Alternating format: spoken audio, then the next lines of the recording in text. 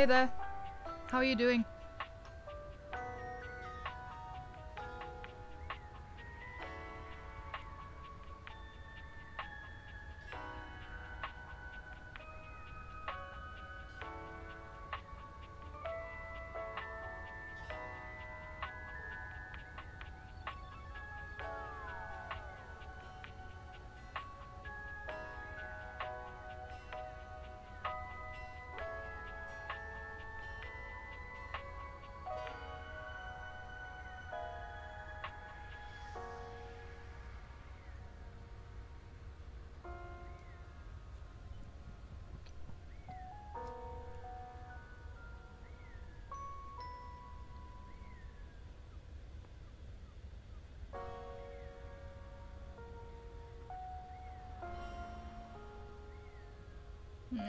I'm sorry.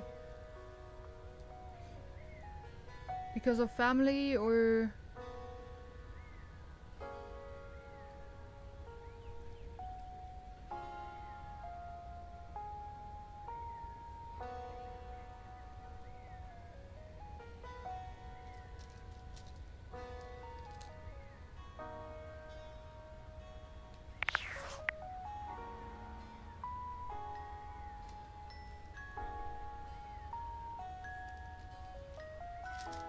My brother just dumped the dishes on my mother's dinner table, so now I have to deal with that. I have to deal with that. What? Like, broke them? Or... Also that brother or the other brother?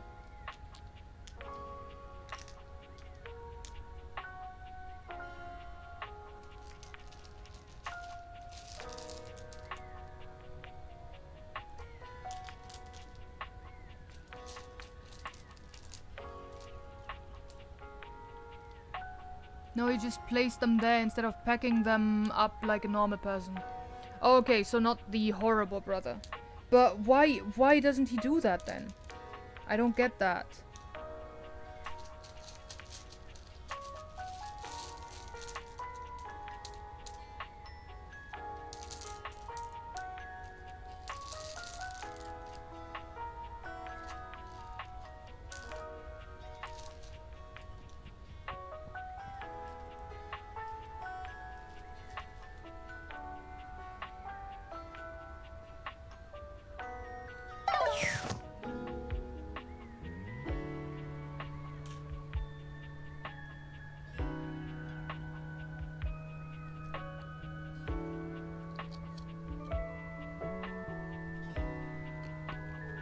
Since they're yours, you couldn't let your mother deal with it. Fuck.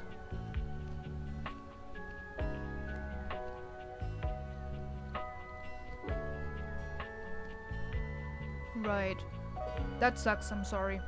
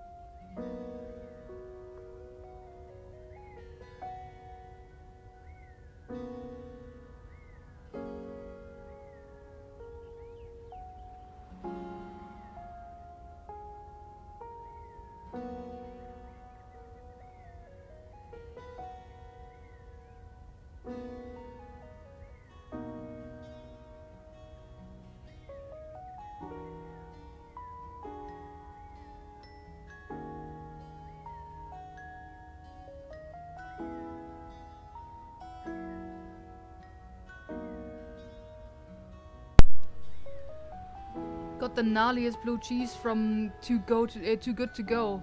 Fucking love it. Good for you. I will not step anywhere near that cheese.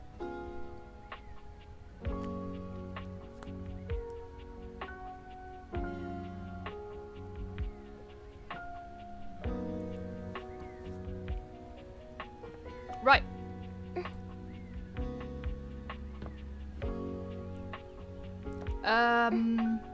Who or what do you want to talk to? Something new? Something old? Do you want to work towards unlocking the attic? I don't think anyone else will eat this. Probably not. Which means that you have the goodness of the cheese all to yourself.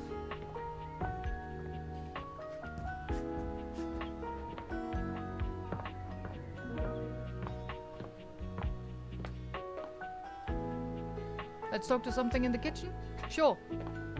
We've met Stefan. We've seen Daisuke. Hello there. How are you doing? Microwave? Sure.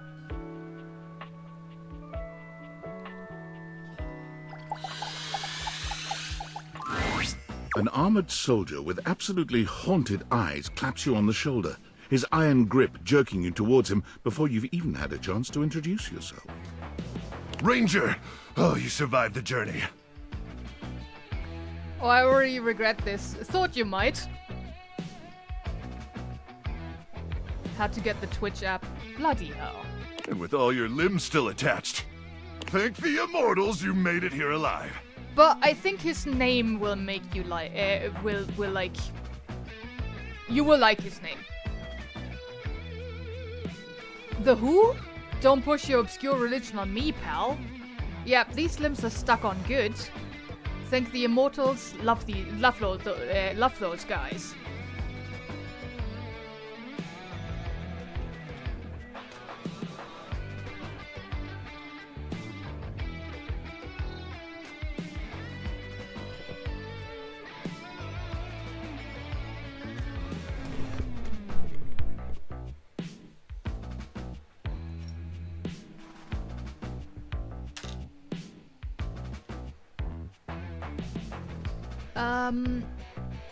Yep, these limbs are stuck on good. I can see that. Very impressive ligaments. Good. You'll need all the limbs you can muster. He starts suddenly, clapping his hand to his forehead. Oh, and heck, where are my manners? Name's Nukem. Luke Nukem. Look at you. Hi, Luke. Sorry, it's been a while since I've seen another face. Thought you might like the name. Except the faces in the walls, of course. They tell me to burn things. But I try to tune them out.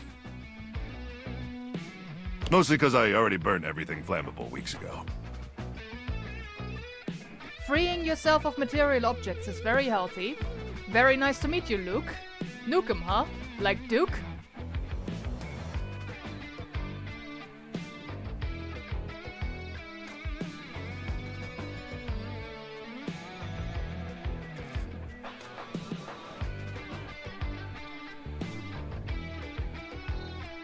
Nukem, huh? Like Duke? No. My title is Combat Crew Commander.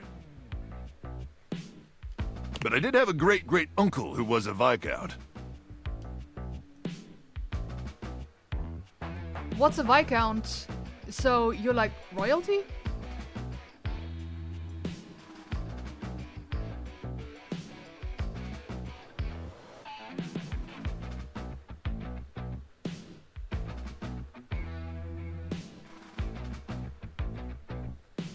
Thanks for the follow. I actually know what a Viscount is. Good. Same. I watched Bridgerton. Fair enough. What's a Viscount? The hell are you asking me for? What do I look like? Some sort of Viscount?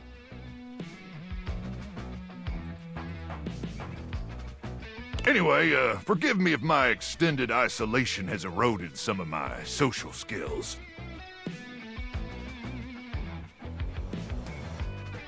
I've just been stuck guarding this outpost for months. And you spend enough time out here alone, it's real easy to go feral. But don't worry, they have great solutions for that now.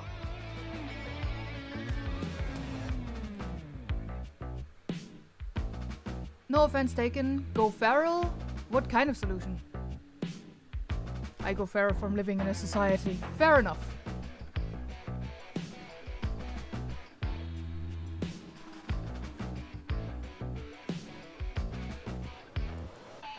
What kind of solutions? Death via nasal spears. Nasal spears. That sounds fun. That doesn't sound like a great solution. Can you elaborate?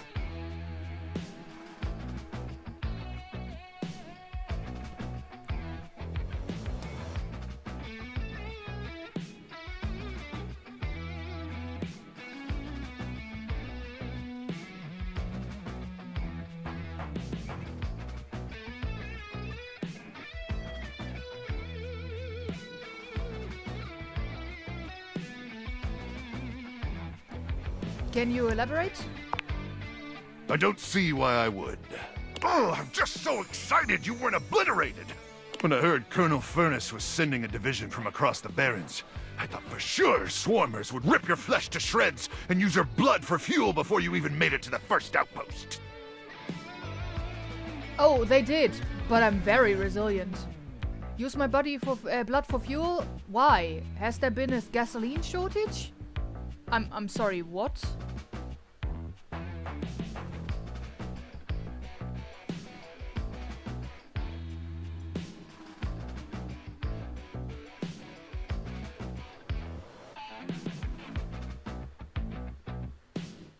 Oh, they did, but I'm very resilient. You certainly are. I appreciate that in a ranger. But wait, you came alone? Where's the rest of your division? I'm only here for a bit. My cousin is coming by to watch Jurassic Park. That's a worthwhile reason to skip stream. Definitely have fun, the two of you. Oh, definitely dead. I don't know. Can I have some tendies?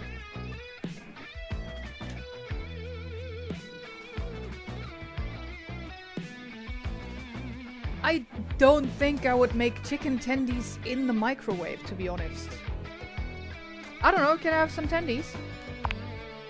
Of course! You must be starving. Protein gels and carnitine chews keep the organs functioning, but only at baseline capacity, am I right? That's what I hear. If you say so. I don't know.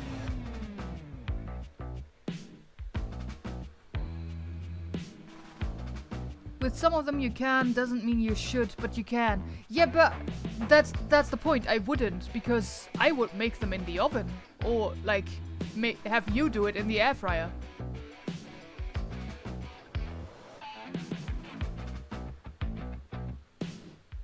That's what I hear. Listen, I wish I could give you more time to decompress. I know you must be exhausted after your journey, but time is of the essence. We have much to discuss, and dangerously little time before our mission commences.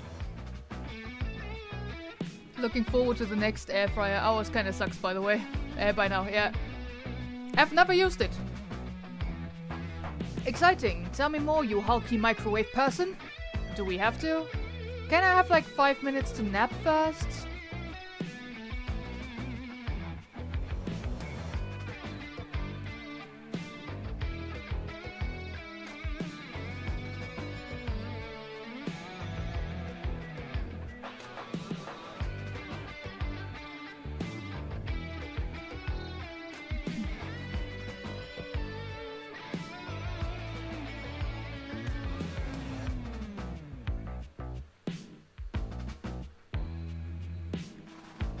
Exciting. Tell me more, you hulky microwave person. I trust Colonel Furnace briefed you on the mission back at the fortification? Absolutely, but I'd love to hear you retell it. You have such a strong, sensual voice. Maybe? I have a hard time keeping track of all this lore. What's that have to do with my tendies?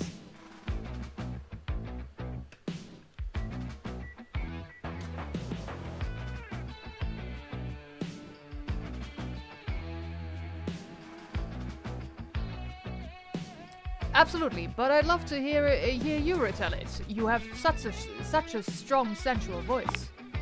Why, thank you, Ranger. We're making the microwave blush. Here's the situation. I have, in my possession, a handheld electromagnetic device powerful enough to flatten the Barrens entirely. From Cape Death, to the Death Zone, to Deathtropolis, the Citadel of Death. I love that he said the colon. It's called the Magnetron. Here's an artist's rendering. Whoa. So what? Not Deathtropolis!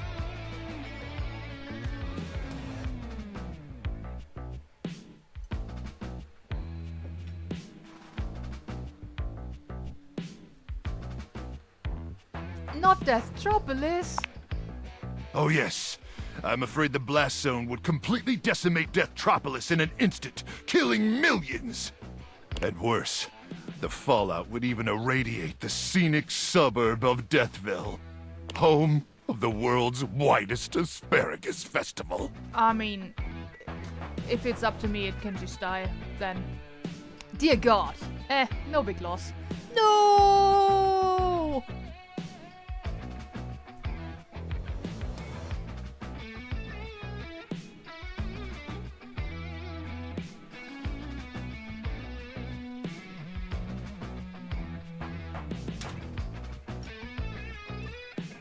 No! Anyway, to keep the device from falling into the wrong hands, it was permanently welded onto my armored exoskeleton, allowing me to transport it to its intended target, the Swarmer's subterranean nest. There, the device will be remotely detonated, eradicating the Swarmers and winning this war. Wait, there's a war? So you're going to die? Okay, cool. Standing in for the asparagus. How dare you?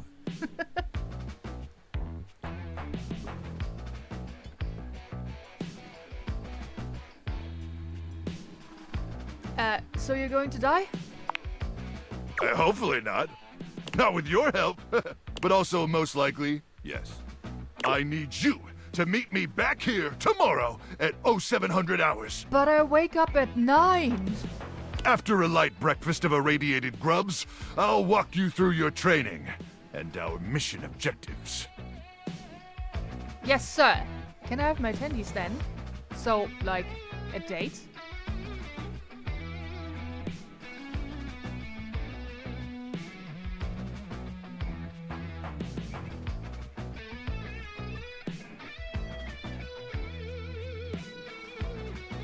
No, you cannot.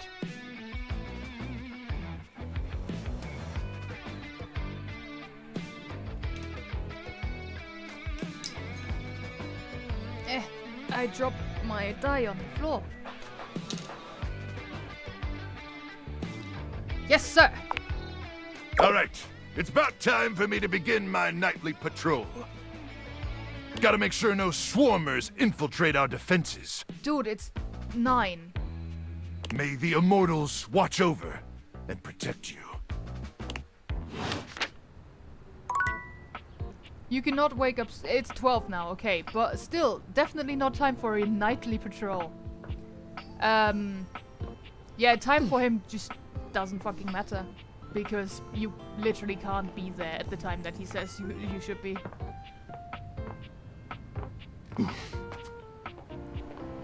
Alright, what now? We could still meet the person voiced by Erika Ishii. We could work our way towards getting to the attic and meeting Brandon Lee Mulligan's character. I mean, 7 could be 7 p.m. No, he said he also said 0700 hours, which is a.m. Otherwise, it would be 1900 hours. The fan?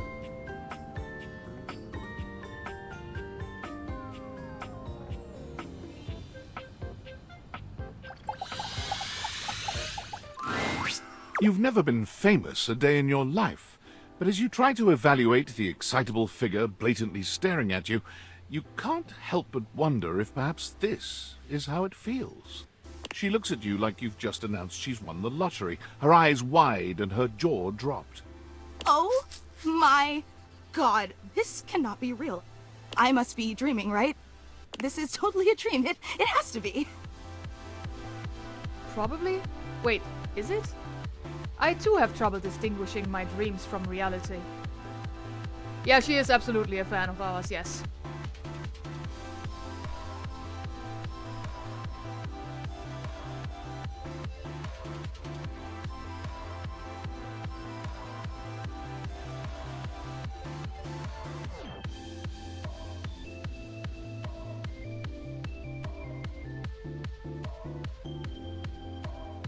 Wait, is it?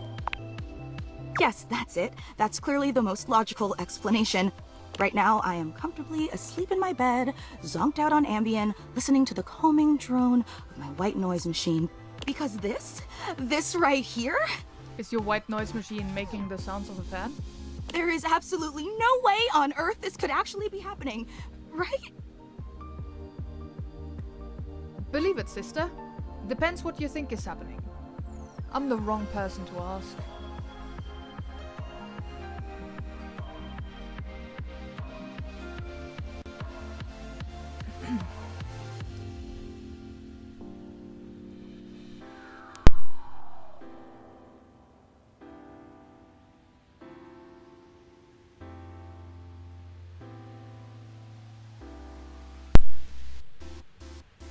Depends what you think is happening. Finally, you got one again. I think you're actually here in the flesh, that's what. She turns away from you for a few moments, fanning at her face, but it doesn't help her calm down. I just can't believe it.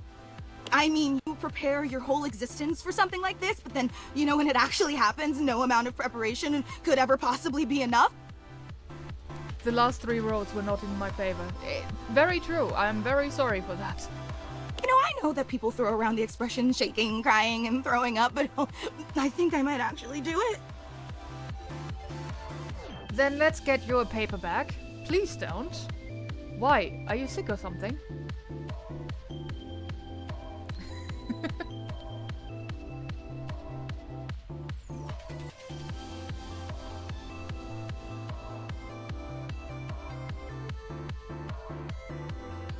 Let's see. Ha! Please don't. Wait, did I say that out loud? Ugh, I don't know why I even said that. I'm so sorry. The streak is broken. It's okay, really. It's just that my heart's racing a mile a minute, and there's definitely not enough oxygen getting to my rotors. Which means I'm liable to blurt out just about any random thing that pops into my head. Taxidermy, penicillin, Ontario. You know, see? Just like that. Oh, I'm so embarrassed. There's absolutely nothing to be embarrassed about. It's not a big deal. Have you considered medication?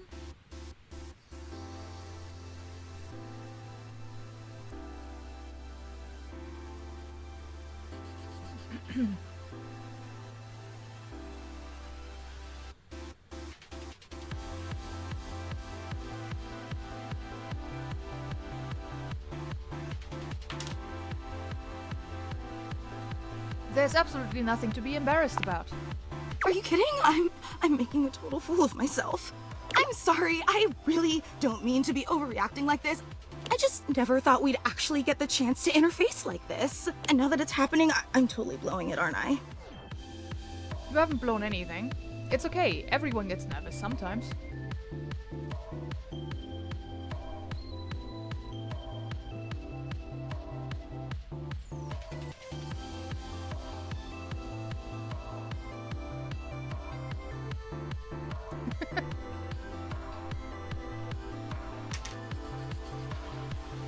You haven't blown anything. Really? You promise? 100%. Would you allow me the opportunity to just reset this whole interaction so I have the chance to put my best blade forward? I like how we just don't want the same thing. Yes. Absolutely. Yeah, sure, whatever.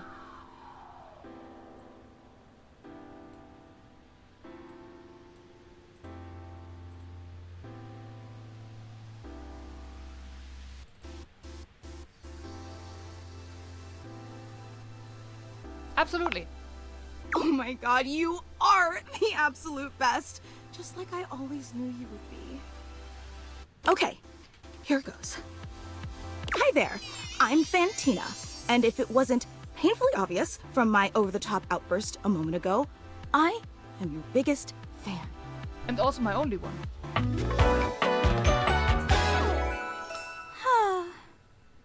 Like, I have not seen any other fan in this house.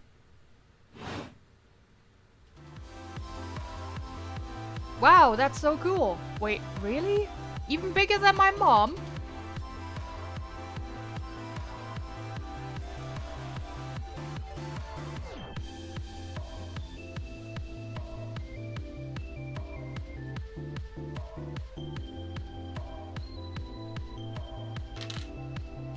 Even bigger than my mom?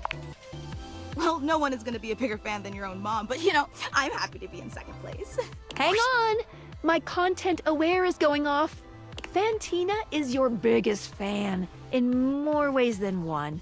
Her behavior toward you might be considered similar to stalking. You cool with that? Or you want to skip it? Skip? Or do we do it?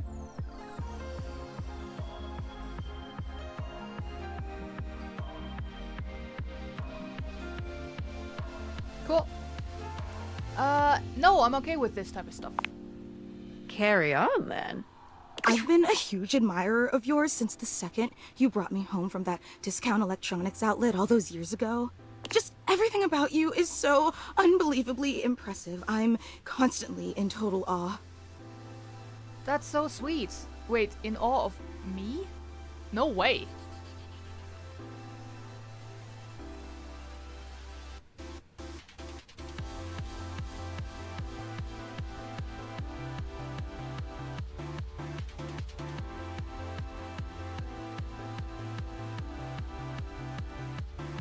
Wait, in awe of me? It's true. I've never known anyone so inspiring. The way you wash the dishes, making sure they're sparkling clean even before you place them in the dishwasher.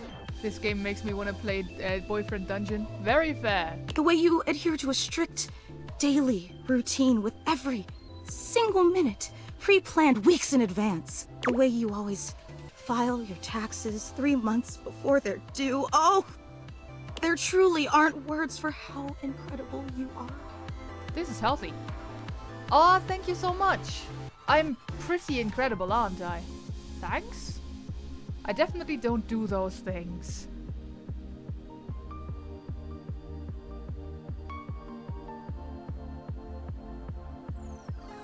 That's not how you use a dishwasher.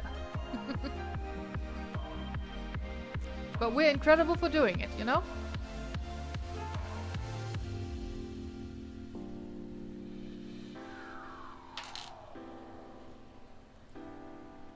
Aw, thank you so much. Of course! I just want you to know how absolutely inspiring you are. You know, I really don't want to bother you any more than I already have, and I know your time is extremely valuable, but I was just wondering... No, it's silly. Forget I ever said anything. Tell me, or okay, I'll forget it.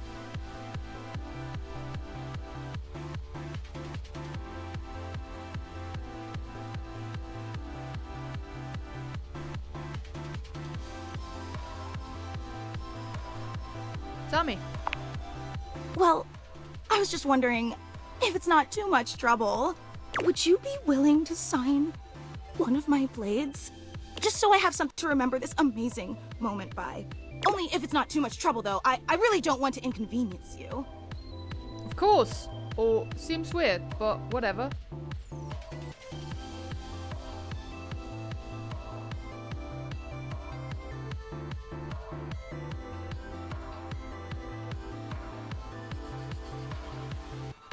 Of course. You take the permanent marquee Fantina holds out to you and scroll your signature along one of her blades. Oh boy, wow, that feels really nice. Glad you think so. Okay.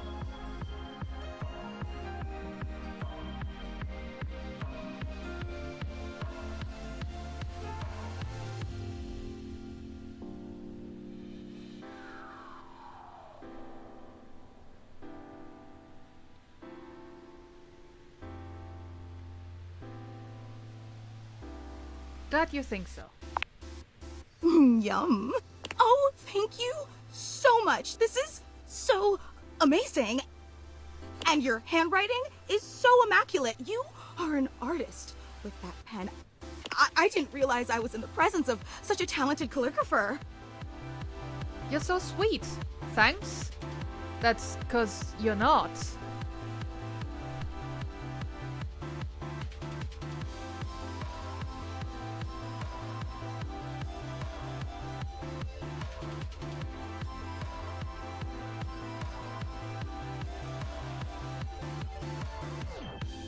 Protect doesn't come across like a person with neat handwriting. Fair.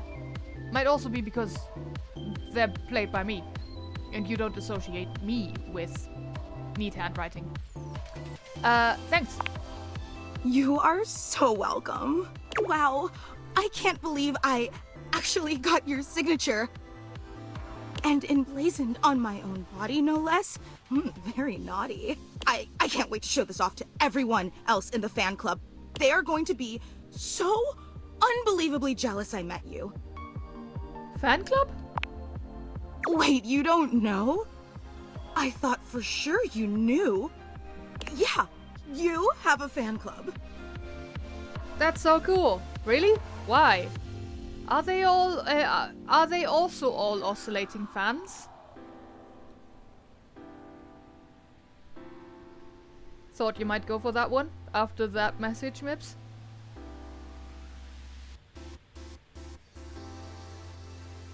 Are they also all oscillating fans? No, they're just fans of you. We actually have meetups every week. We talk about everything you've been up to at work, what new projects you're developing, discuss your menu for the week. Sometimes Wow. there's a raffle. I hate raffles. There's a very comprehensive agenda. Thanks, Mips. That's so unbelievably cool. I had no idea. How'd everyone feel about Thursday's lasagna?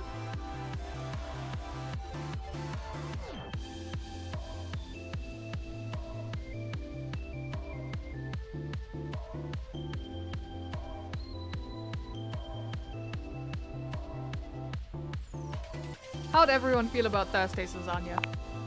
They were so impressed. Gruyere was such an inspired choice. Maybe next time you should include some Fontina.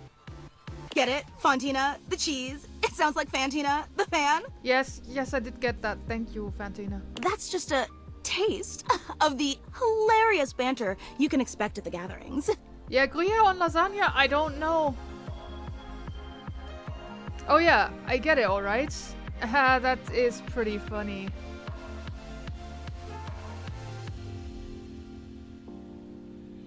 This was a I had this in the fridge situation. Absolutely, 100%. The fridge that we haven't talked to yet, I don't think.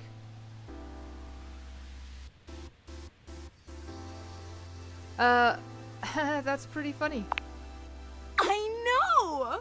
Actually, we're having our weekly meetup real soon, and I would never want to impose or overstep, so please tell me if this seems inappropriate, but if you're not super busy... Of course I'll be there. Let me think about it.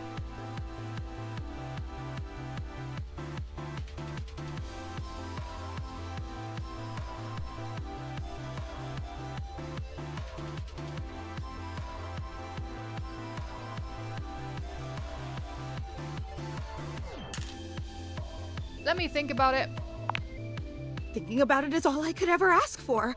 I really hope to see you back here then, and I promise it'll be an incredible experience. And thanks so much for the autograph. Bye. Alright, what next?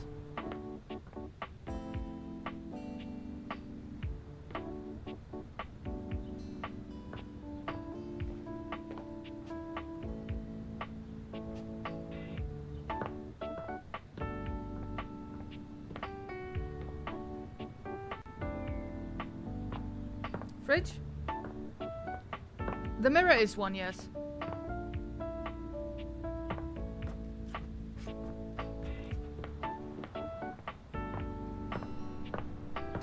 Fridge first and then mirror after? You'd hoped you'd meet your refrigerator, but it seems he's already busy with another guest. Freddy, this is all rather dull. How can you say that when you haven't heard the coolest part? Regale me. The point in which gelatin goes from a liquid to a solid. Can you guess the temperature? Certainly. Go on. Guess for me. I do not guess. Perhaps this human would like to essay an attempt. Meaning you don't know? Below 60 degrees Fahrenheit? At freezing? Trick question. Gelatin is always a soup.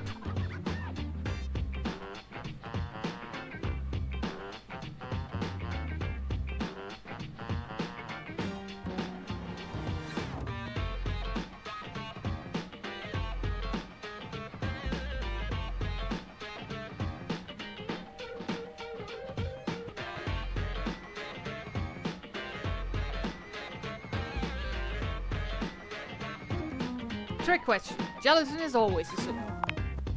I've never heard of it that way. I think that's wrong, but, fun guess. Oh, look at the time. I must be on my way to a more interesting conversation. Now alone, the massive Yeti turns his attention to you. You want to speak to him, but it takes you a few moments to process what you're seeing. Yep, that is indeed a Yeti. Massive, furry, and decked out in his finest winter wear. Huh. He ran like he didn't want to be here or something. But you, with the answers and the listening, that can only mean one thing. That thing is... What are you talking about? You're madly in love with me?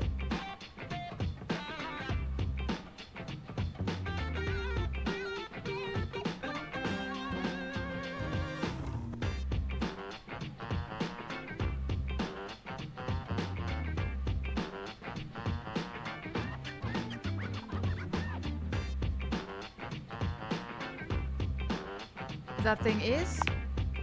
With you standing in the kitchen, I'm no longer the coolest thing in here. That was kinda sweet. Corny alert!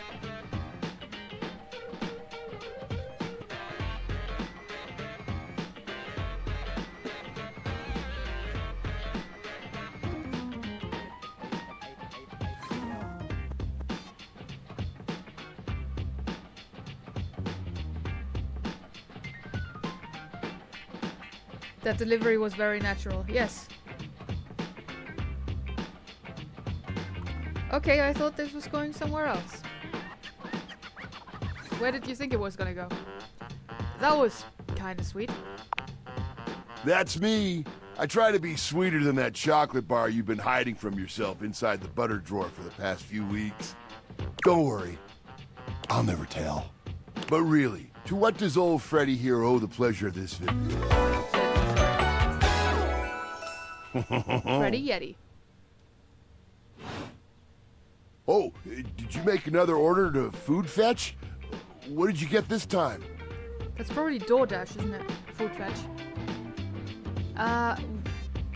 Did you order sushi? Oh, I love it when you get Something those sexist little somehow? rolls that you have You would the never. tiny bubbles on top. No, wait. You know what we haven't had in a while? Burritos. But you might want to hold back on the beans because, well, you know why.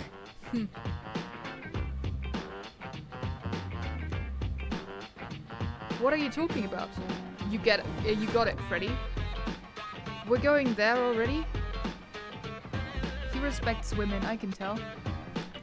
But also, we are playing as a non-binary person, which the game doesn't care about either way. Like, the game just doesn't treat us in any gendered way. Which it shouldn't.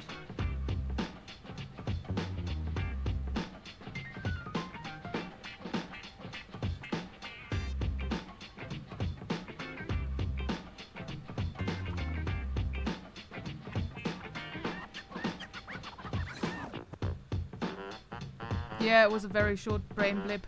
Fair.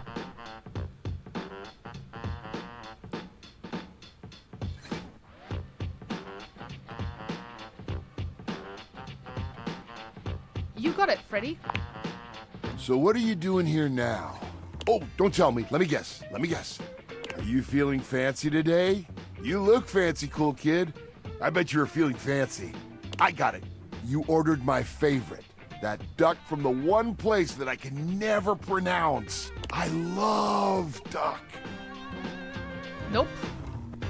What else do you like? What about rubber duck?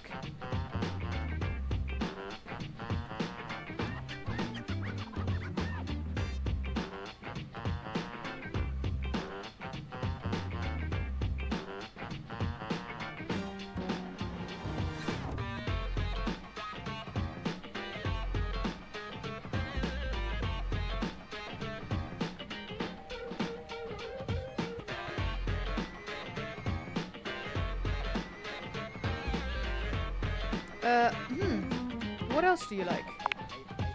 A burger? Chicken tenders? Empanadas? Oh, I love when you use Food Fetch. The possibilities are endless. As endless as they can be within a 10-mile radius. Food Fetch is a rip-off. I'm trying to cut back. We have plenty of food here, don't we?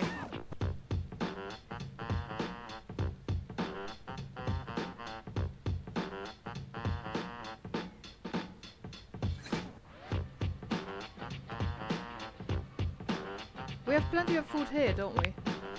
Oh, sure. We sure do. You sound so adult, cool kid. We have food at home. But I guess you do still have stuff left over from the last few Food Fetch orders. I wonder what I've got. You hungry? What can we get you? We've got those leftovers from that Tie Me to the Moon place, the slice of cake from I Like Big Bunts, or the pizza from Pie on Life. Which Not will it as be? good as Pie Hole. Patsy, for me, please. Cake does really sound good right now. It does sound really good right now. Give me that za. I'm actually not that hungry right now.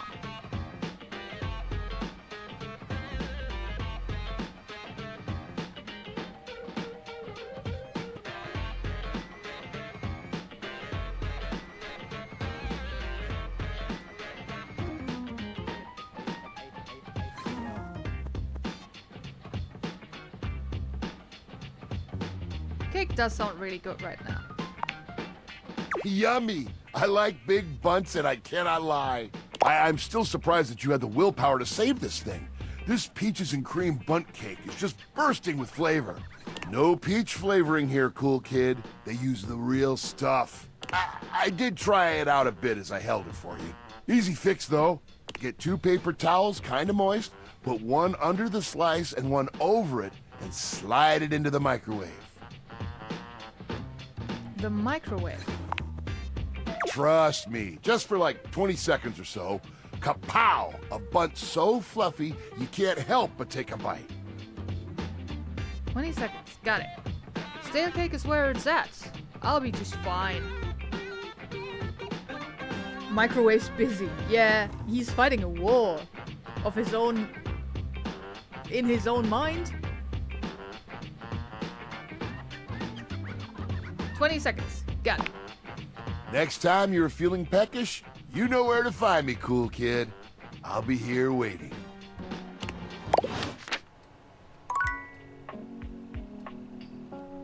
Oh yeah, I haven't looked at the entries yet.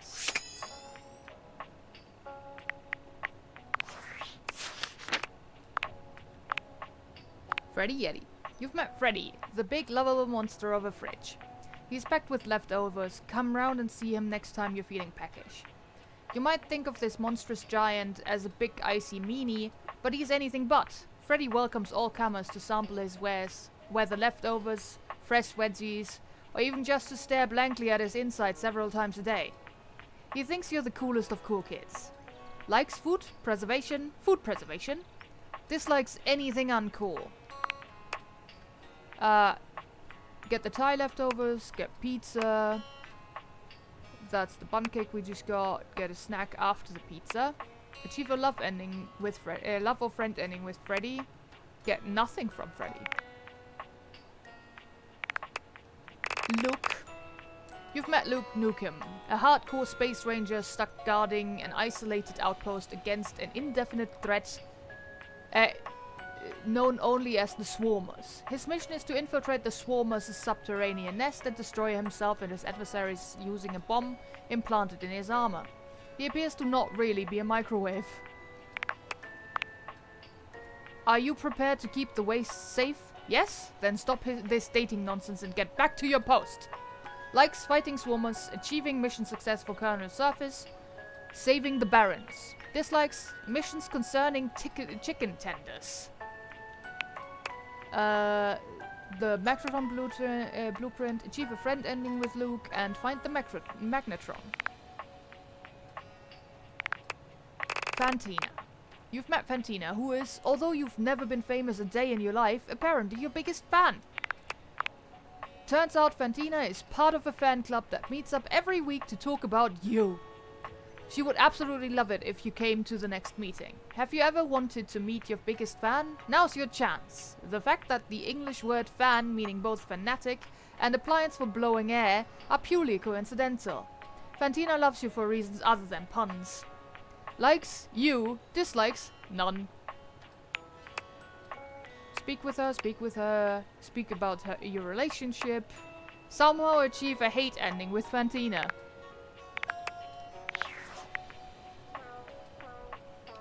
I do love the somehow in there.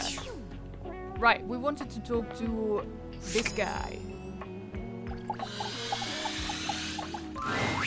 Your mirror has done its job dutifully over the years, accurately reflecting your image back at you in good times and in bad.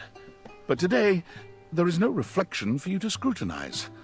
Only a long-haired beauty who looks at you like you're a work of art.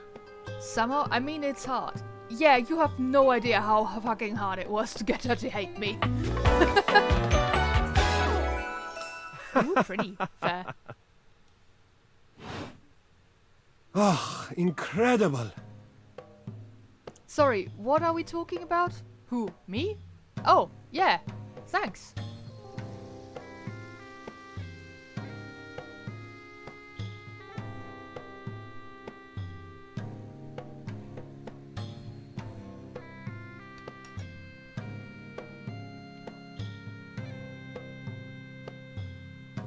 Who, me? Amir throws his arms out to stop you, gesturing to you to stay where you are. No. Don't move. Step back into the light. Is the vent dateable? Yes. Like this? I'm good here, thanks.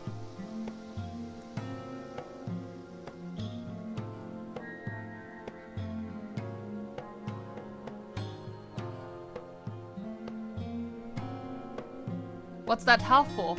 Like this? Yes. Breathtaking. Look at you. Do you see how well I can frame your face from this angle? You are glowing. I mean, it's still just me though. I hate looking in the mirror. I totally see it. Thanks for noticing.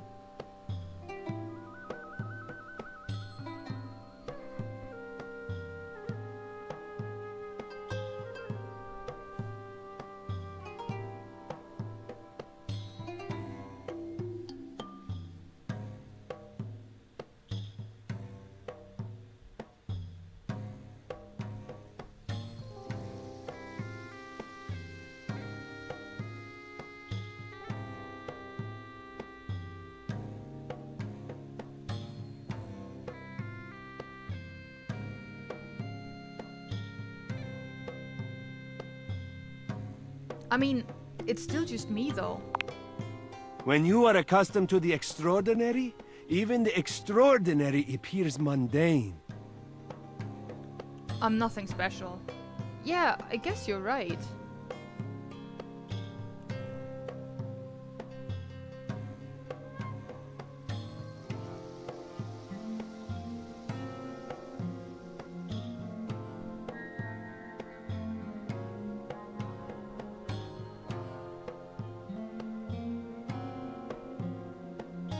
Yeah, I guess you're right. That is fine. You can guess. But I will know, and I am happy to show you again anytime you need. Are you for reals? Coming on a little strong here.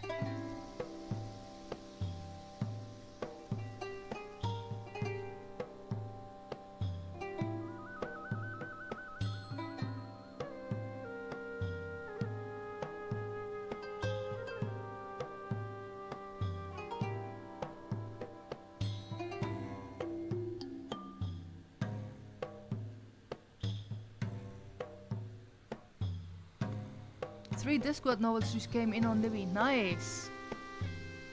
Are you for reals? Yes, I am for reals. I am standing right here in front of you. Are you for reals? You come to me with any doubt about what I see so clearly. Your radiance. It is possible you are not for reals. No, I hear you. I just look, maybe I have some doubts. It can be hard to keep the confidence up. Small gods, Mort and going postal. Very nice.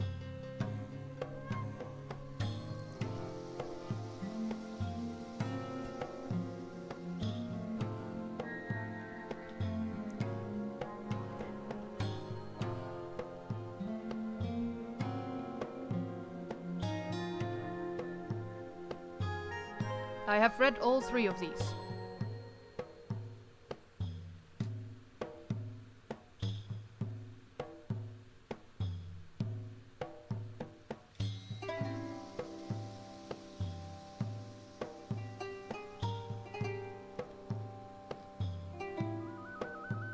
Maybe I have some doubts. It can be hard to keep the confidence up. I understand that. It can be difficult. But for you... Me only Mort, but I've heard good things about going postal. Yeah, I mean, the series is Nee's favorite series, so probably from them, right? Tell me, what do you see that I do not see that makes this doubt recur for you? I look old. I look tired. I look like I got dressed in the dark, which I did. The color of magic is like 16 weeks waiting. Bloody hell. Yeah, and another friend from a neighboring town. Fair.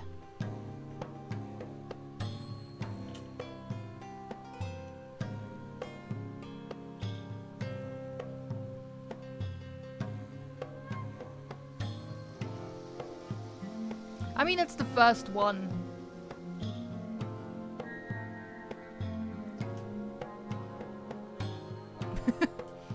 I look tired. The sign of a busy mind. That fatigue you see speaks to your many accomplishments. Still, rest is vital for your health. Best to make some time for that, don't you think? Huh. Well, when you put it like that, you're a flatterer, Amir. I can't interpret it as an audiobook. Fair. Footnotes and stuff.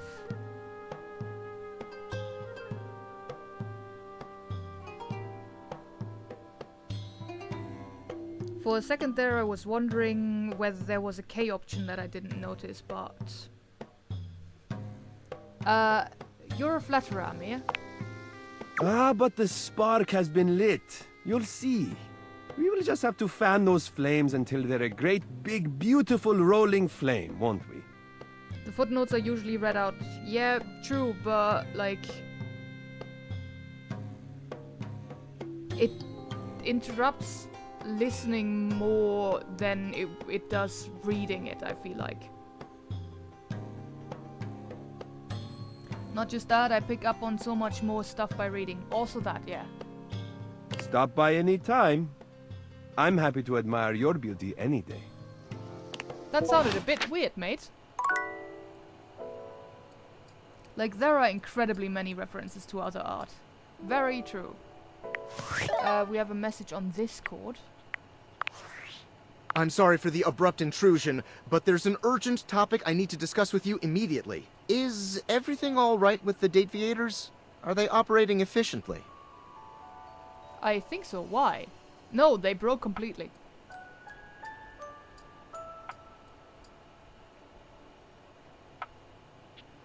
I usually do both. It really helps merging me.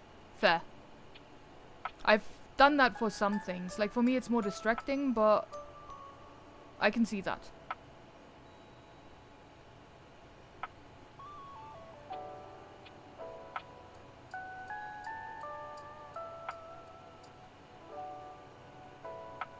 If I have to listen to someone slowly reading while I also am reading a page, it truly makes me want to KMS.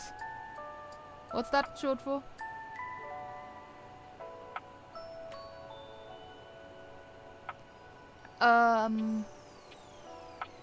I think so. Why? Well, as you know, I'm able to remotely monitor their functionality, and I've been noticing some deeply troubling readings coming from the Quantum Catalyst Activator. Ah, okay, thanks.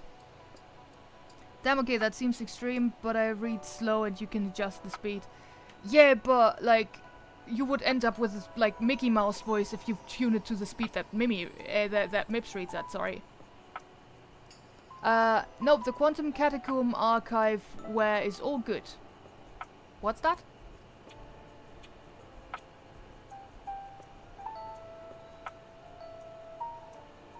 I read almost twice as fast as audiobook speed. Yeah. Can confirm.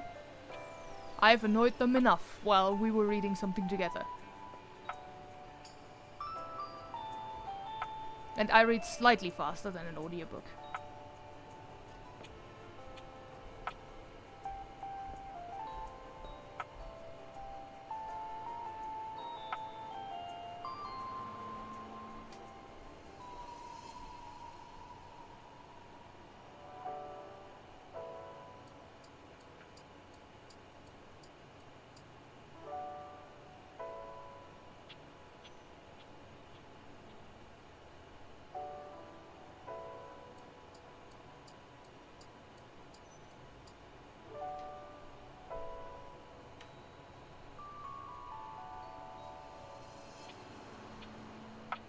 About 1.25 for me, fair. Probably for me as well, something about there. It's interesting that natural fast readers actually retain more information than the average reader. Nice. Going for the Y answer? What's that? That's very sci-fi, but essentially, the Quantum Catalyst Activator is the internal hardware that allows you to directly acknowledge a thing's existence. And recently, it started to emit metacognition readings unlike any I've ever seen before.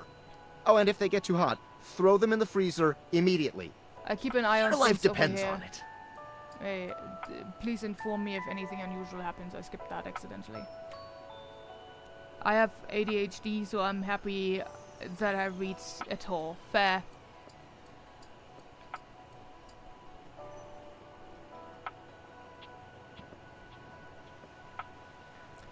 Wait, why? Can I throw them in the fridge instead? Thanks for letting me know.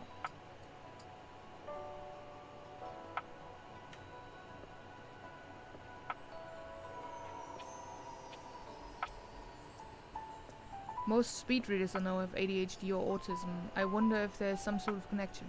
I don't know.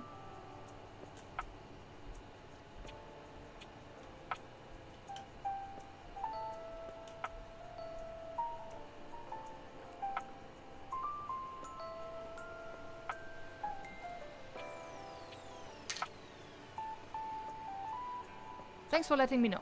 Sorry, it's not safe to talk anymore. I'm in a really sketchy neighborhood and this phone is super duper expensive. But I'll keep analyzing the data.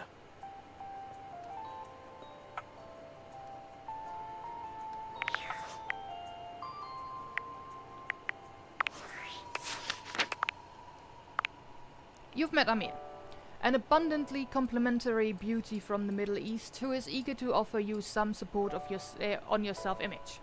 Stop by again soon for another boost of confidence. Amir is a true romantic. He's genuine, passionate, and open with his emotions.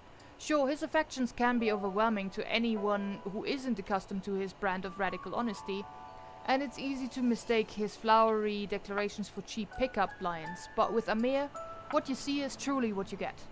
He truly sees the beauty in everything he reflects, just as it is.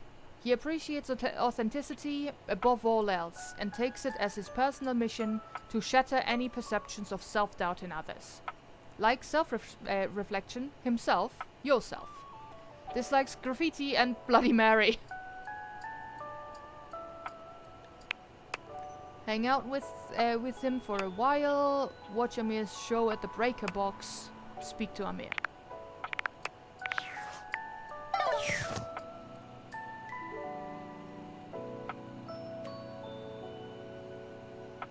I don't know, maybe. I know there's a comorbidity with dyslexia though. I also know one speed reader with dyslexia. She could barely read in the beginning and now reads quicker than me. Damn. The trick is being able to change fonts on an e-reader. Oh, fair enough. Last is both too? Nice. Not nice for the dyslexia, but like, if speed reading helps with that, that's cool. So yeah, the vents are dateable.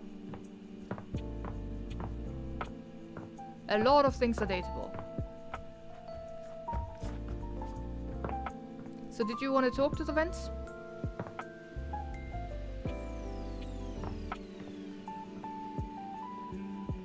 Yeah?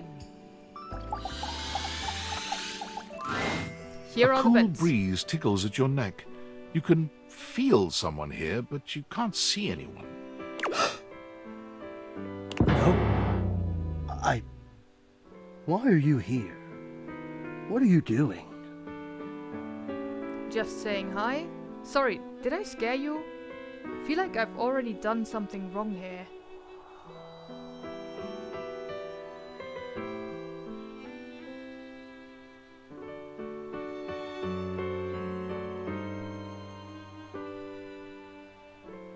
Just saying hi.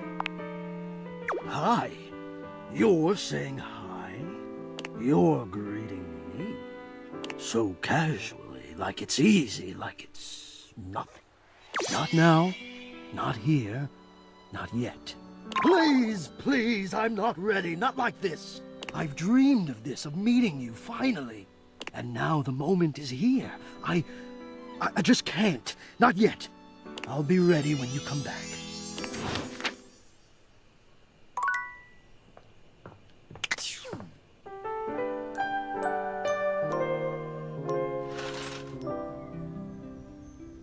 Huh? Another fan? No, a vent. A very shy vent. Right.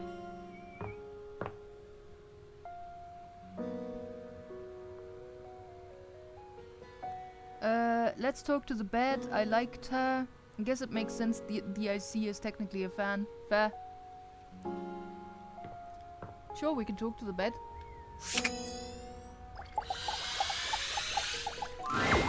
Hey there. What's with that smile? Uh-oh, don't tell me I said something embarrassing in my sleep. What's going on?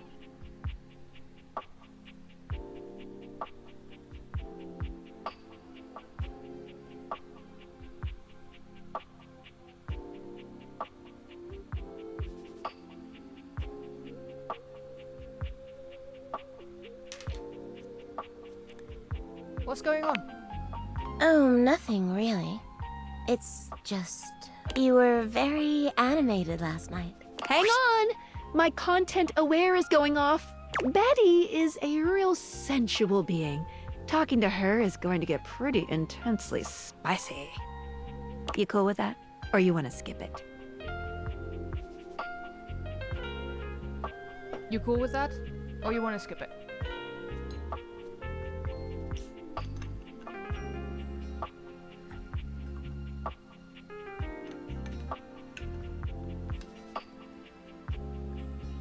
No, I'm okay with this type of stuff. Carry on, then. You seemed quite happy about something. I wonder what sort of dream you were having. I was eating the most incredible meatball sub. 8 feet long and about this wide. I was, well, it's a little embarrassing. You watch me when I sleep? Weirdo.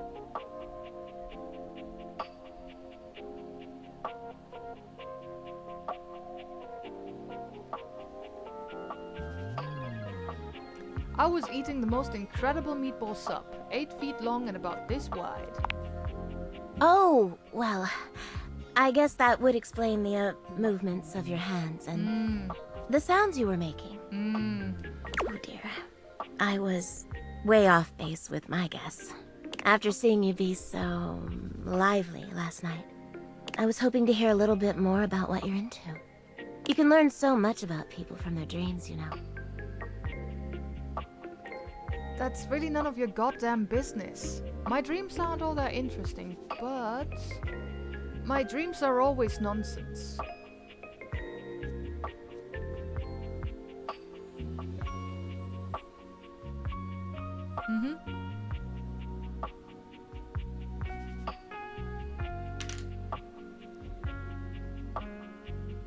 My dreams aren't all that interesting, but... I'll be the judge of that. Go on. I dreamed David Most kidnapped me to his mansion. I was up for a promotion at my old job, but I was starring in that hit TV show, Flame of Bones.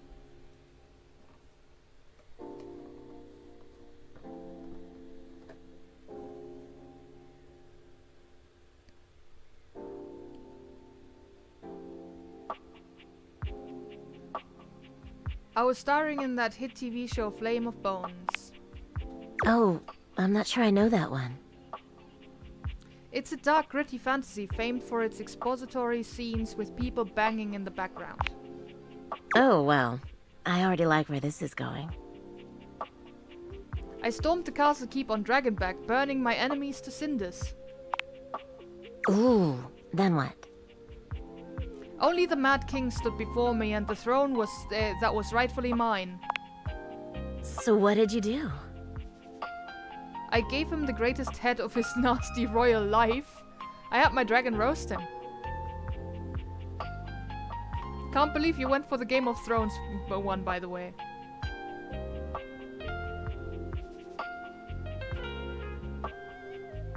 I had my dragon roast him. You didn't seduce him into giving you the throne? Oh. Still though, what a fun dream. I'm a little jealous. You're lucky to have such fun and sexy dreams. What was funny? What was sexy about it? I can't say I've been so blessed. You don't have good dreams? What do you mean? Oh well. How else would I have gotten to dragon roasting? Fair enough.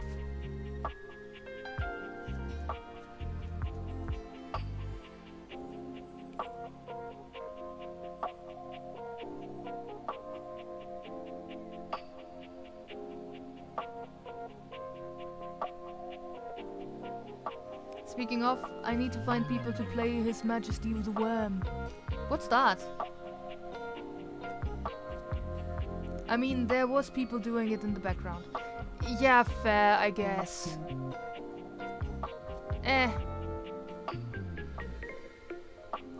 You don't have good dreams? Not for a while now. Oh yeah, right, that titterpig. I haven't slept well for years now, to tell the truth. But it's not something I want you to worry about, alright? Yes, poop deck and cats having elves. Again, I think the cats have them. All I care about is knowing you're sleeping soundly. I just want you to be comfortable and happy when you're with me. I hope you're satisfied. I am. I'm not. I don't really give it much thought, honestly.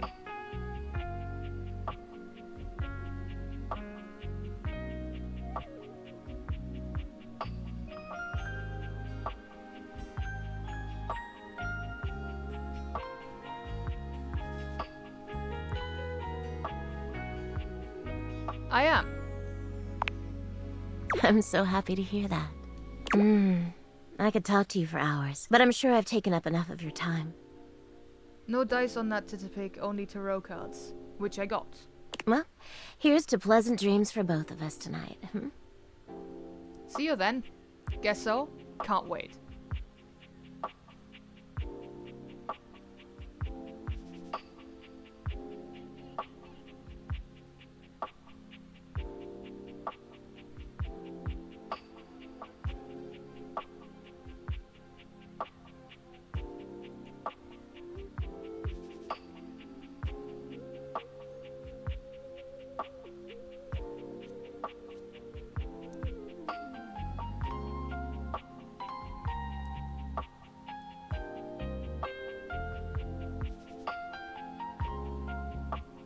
Can't wait.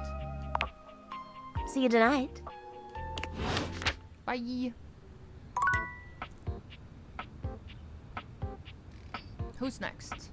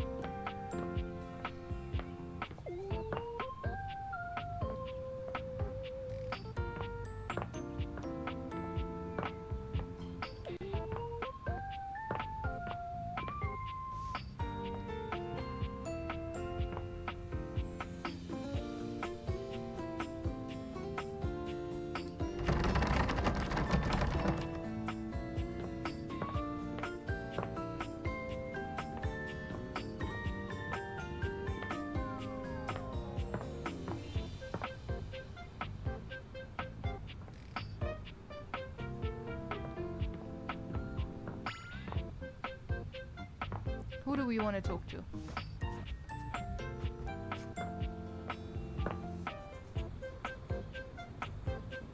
The combat is basically its own card game. That's fun.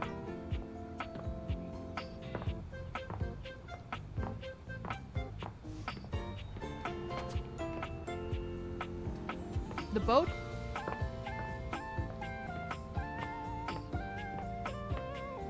This boat? The only boat? There's so many things left. We have barely talked to like... we have talked to...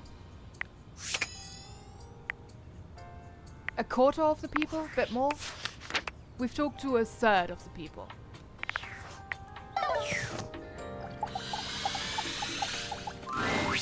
A petite pirate glares at you. There's so much to take in here. But you don't dare to get a good look in when he looks like he's contemplating running you through.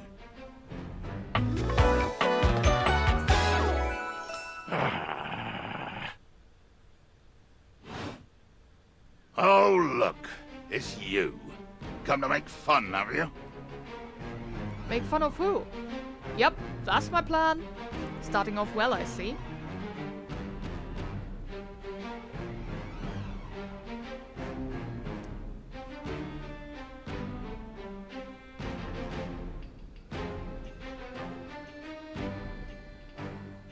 I love that you can really hear what sort of vibes they were going for with the soundtrack of for him here. Make fun of who? Who else do you see? Do you legitimately imagine anything that cascaded out of that Brobdingnagian mouth of yours could shock me? Do you honestly believe I could be shocked? Whoa. Brobdingnagian? You look shocked to me. Don't know, don't care. You are a little much. Yeah, the Pirates of the Caribbean is strong. Very strong, yes.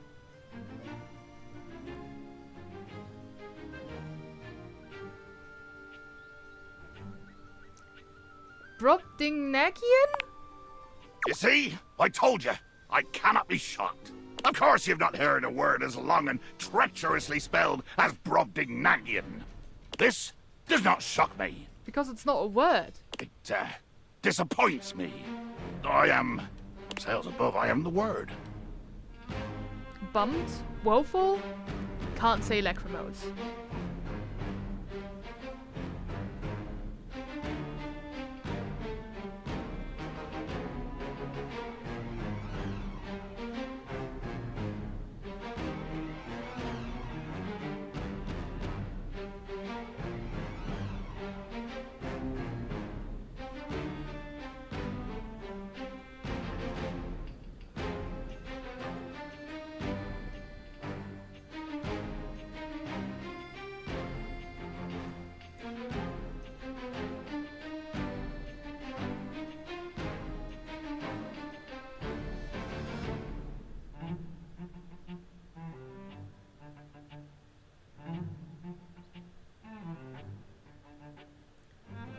Woeful?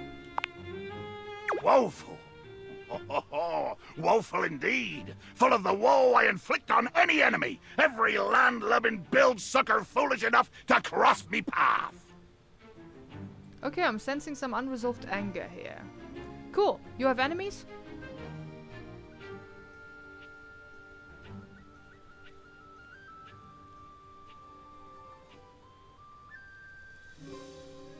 Bilge sucker at least makes some sort of sense. In the way that these insults do.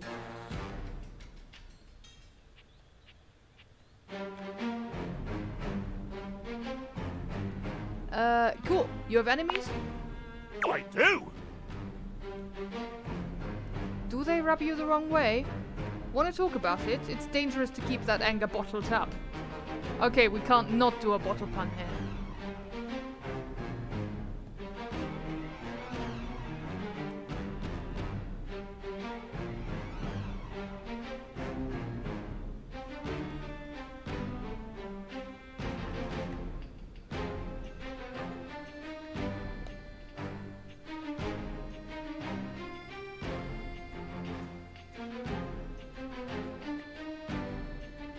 Want to talk about it? It's dangerous to keep that anger bottled up.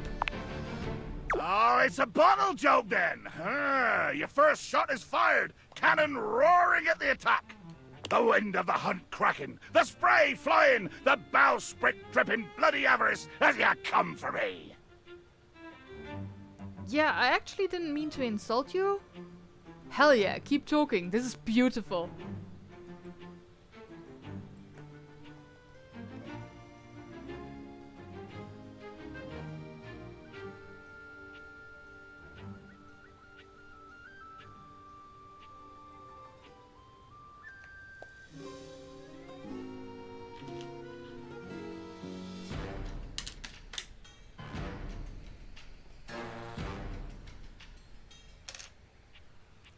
Hell yeah, keep talking. This is beautiful. Beauty in death! Too much! The line is crossed! Your pitiful life is forfeit to my magnificence! Cool. What does that mean exactly? I'm falling in love with your magnificence.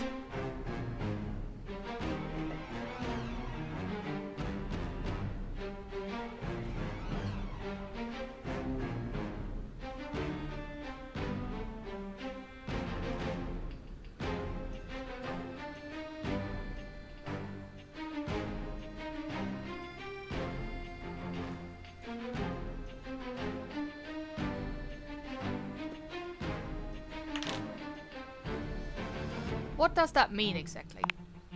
But it means you'll be destroyed. You're going to kill me? Dear, sweet Davy Phones! Davy if you Phones. insist on reducing everything to its simplest expression... Yes, I am going to kill you. Bear witness to your undoing. I'm watching. ...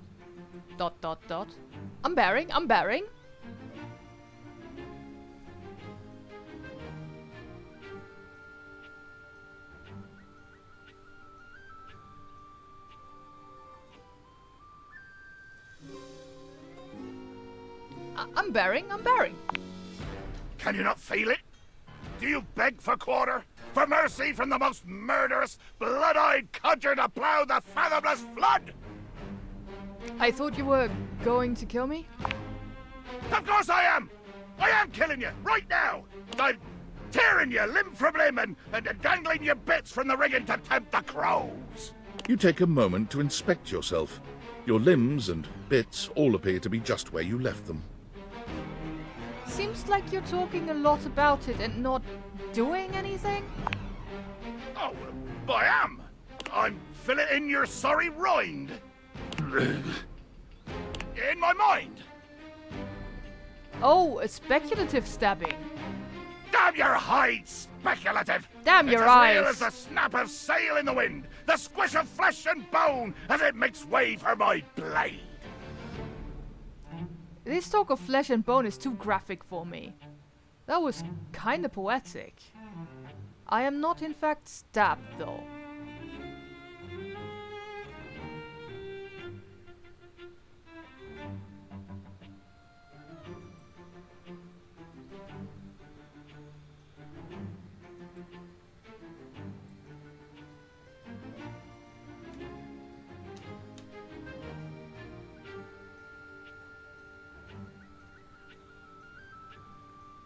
That was kind of poetic.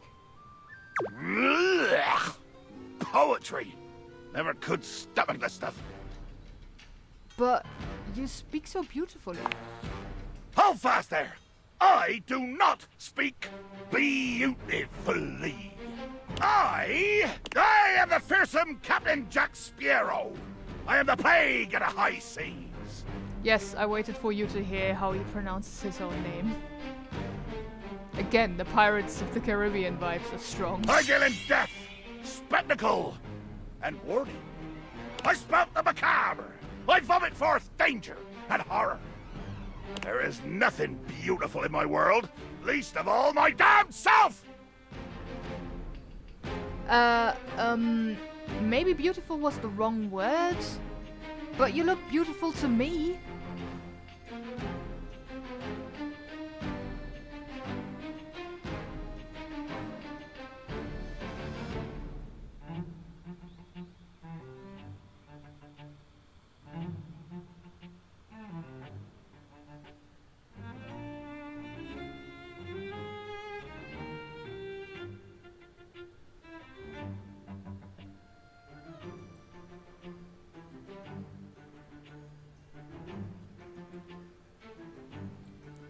Oh, maybe beautiful was the wrong word.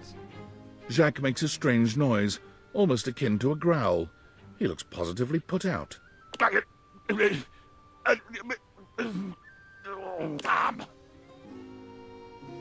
What the hell was that noise? Oh, nothing. I was hoping you would argue with me and I could try and kill you again. It makes me growl when people are conciliatory. You don't like it when people are nice to you? It's the worst when you just want to fight and nobody will take you up on it.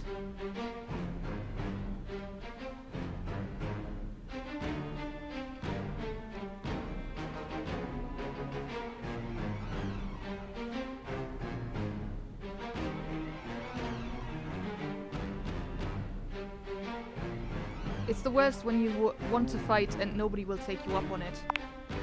Let there be blood! I load my cannon with heavy iron rounds to tear through anything and everything you might pray to put between us. I laugh in the face of your chia seed cannon. Ah yes, cannon. I can evade that easily. I'll turn my face fully to you. No broadsides today, Buccaneer.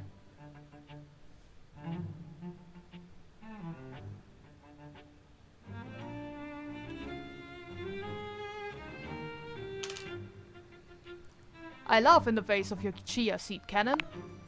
How dare you! Even if I did use seeds in my horrible hands, they would be more deadly than curare! Ha! I sip a good curare when I can't sleep. It soothes me. I do not know this strange word, and yet it matters not.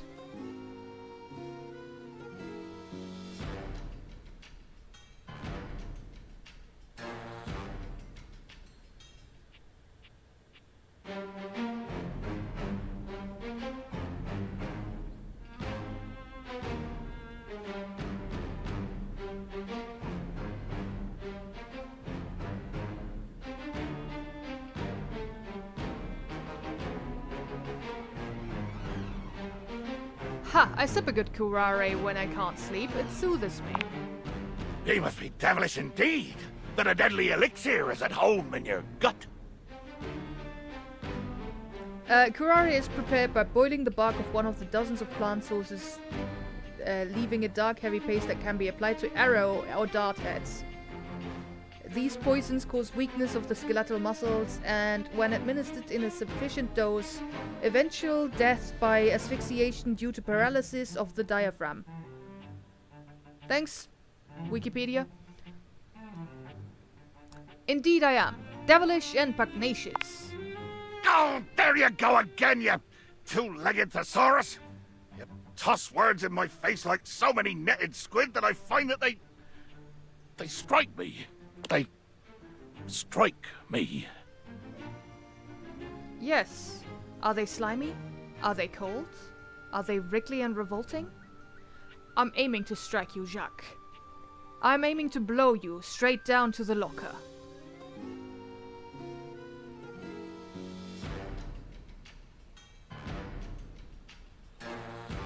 Of Davy Bones, was it?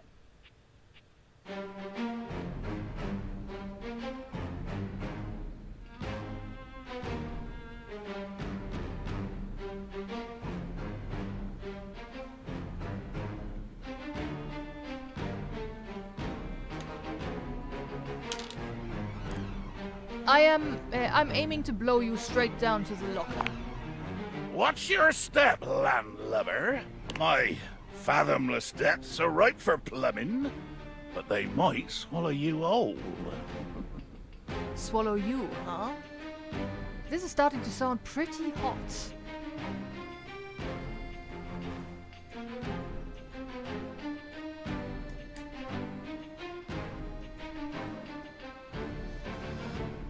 Swallow you, huh? Jacques looks all around the room as he speaks, one hand awkwardly clutching his sword handle. You've never seen him look so unsure of himself. You know, I've just remembered that I have to swab the deck. Yeah, the deck needs a good swabbing before I do any intercourse. I mean, oh my God, killing and battling and all the other lovely violent things. So, another time, post-swab. You bastard.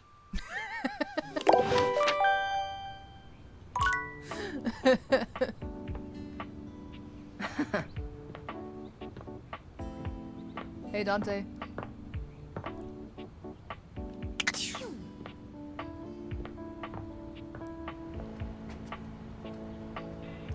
Was hard to tell what path we were on with him for a bit there.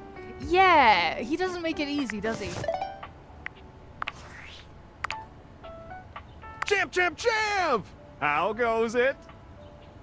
You know, talking with stuff around the house? Your butt. Alright, gotta go now. Alright, have fun. Happy dinosaurs.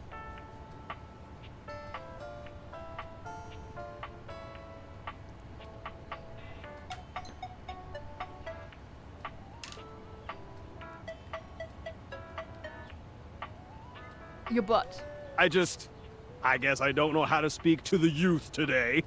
Valdivian would like you to complete an exit survey based on your time here. How would you rate your time with Valdivian? Good, medium, very short and not fun.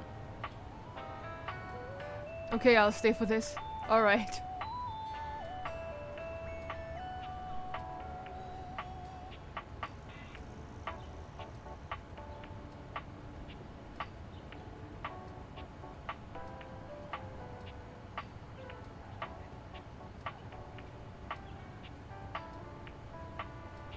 Medium. Okay, I appreciate you participating.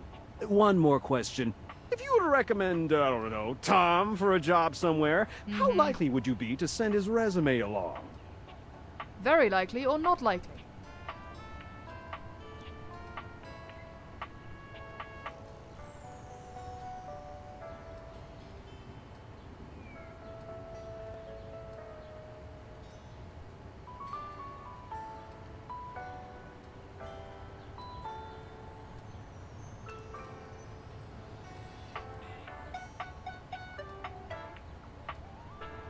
Very likely. That really means a lot, champ. Here comes my resume if you ever have any leads. Name Tom, hometown Las Vegas, age 39 and a half, position manager. Years worked at current position 0.1. Previous employment general manager, dairy fiend, 8 years. Reason for dismissal to dismissal 2. Tutor, previous employment assistant manager, dairy wizard, 2 years. Reason for dismissal, bad luck. Previous employment managing director, San Francisco Symphony Orchestra. 1 month.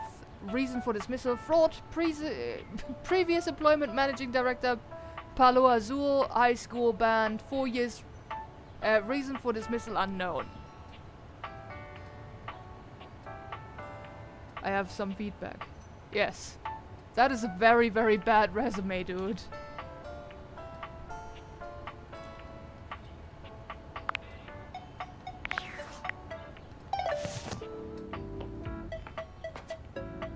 The formatting is just the beginning, yes.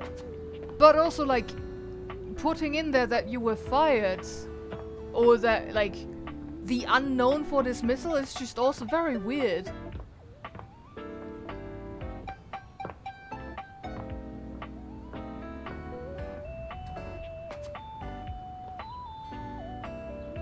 You committed fraud and write that down. Yes, you should not.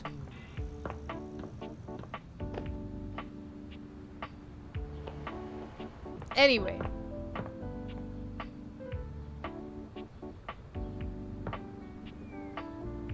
Alright, shower and then dino time. Good, have fun.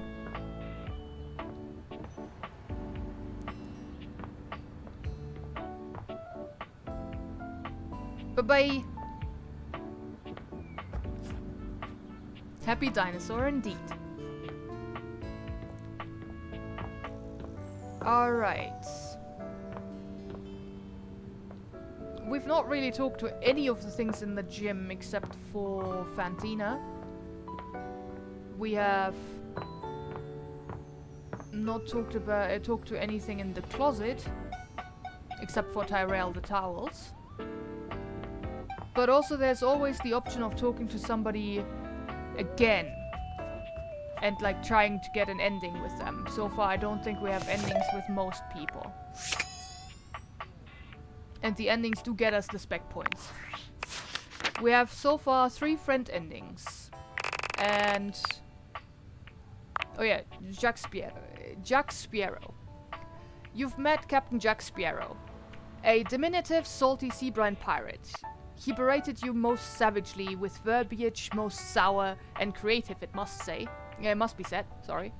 He appears to be thirsting for adventure and worthy opponents. He described in great detail an imagined scene of your demise.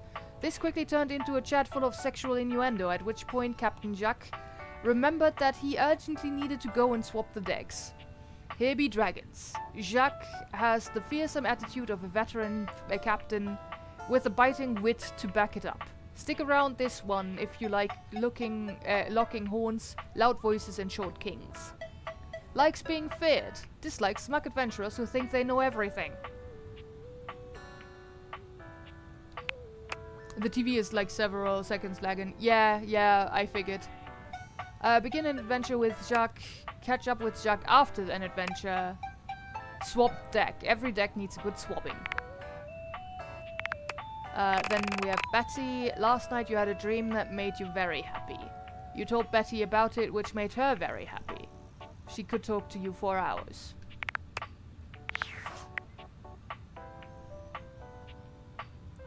Alright, sports time. We have different things here would be any sort of sports equipment, the treadmill thing, and the trophies. Like the sports equipment all is one character. The exercise ball?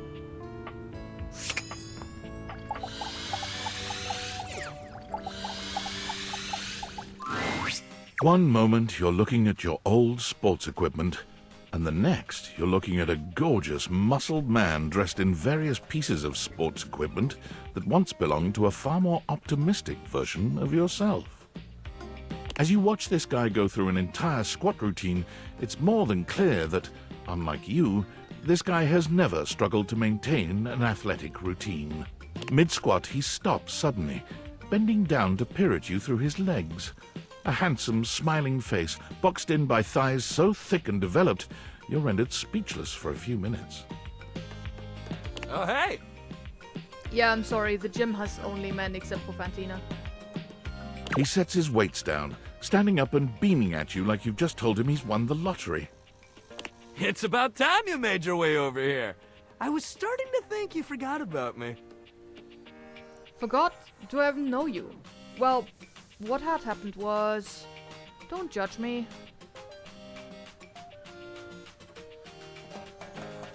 Oh, actually now the phone is behind. I'm confused. That is very confusing.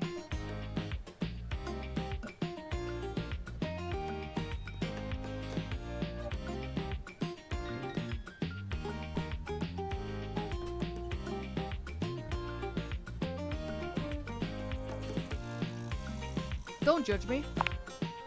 Hey, no judging here, pal. Look, why don't we just start over? The lights dim, and a spotlight appears from... You're not quite sure where, really. Ladies and gentlemen, now entering the stadium, the King of the Ring, the Duke of Dunk, the Jack of all trades, Master of Fun, Mr. Duncan Dunk Shuttlecock! Oh, hell yeah! Hey, thank you. He goes through a few poses that really make his abundant muscles pop, looking at you with the grin of a confident athlete. Cheer for him. Just your name would have been fine. Smile politely.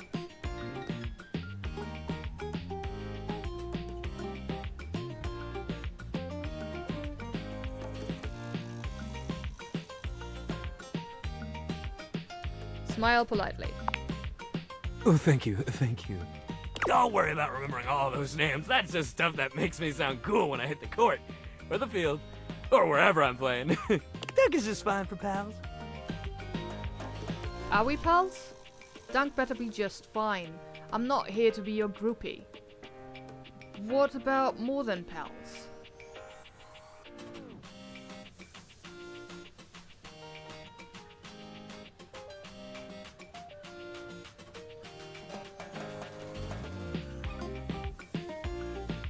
Are we pals? Totally! We might have just met, but strangers are all just friends you haven't met yet. Anyway, it's great to see you here finally. He grows very serious, placing a strong but gentle hand on your shoulder. What happened, man? How come you stayed away so long? Did someone ruin the joy of sports for you? I just got busy. Sports have never been joyful for me. None of your business.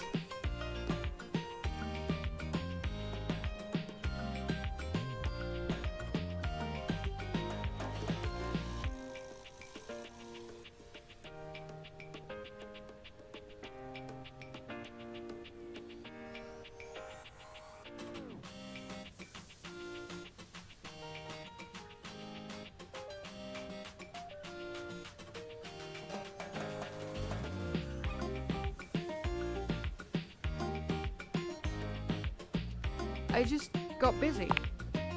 Ah, man, I get that. Life is so much sometimes, but you gotta make time for yourself, too. Dunk gives your shoulder one final little squeeze, and then he's slapping you on the back so enthusiastically you nearly collapse.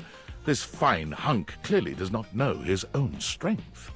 Well, hey, no matter what happened before, you're here now. Your inner athlete said, let's get it, baby! And who are we to say no to your inner athlete? I don't have an inner athlete. You're so right.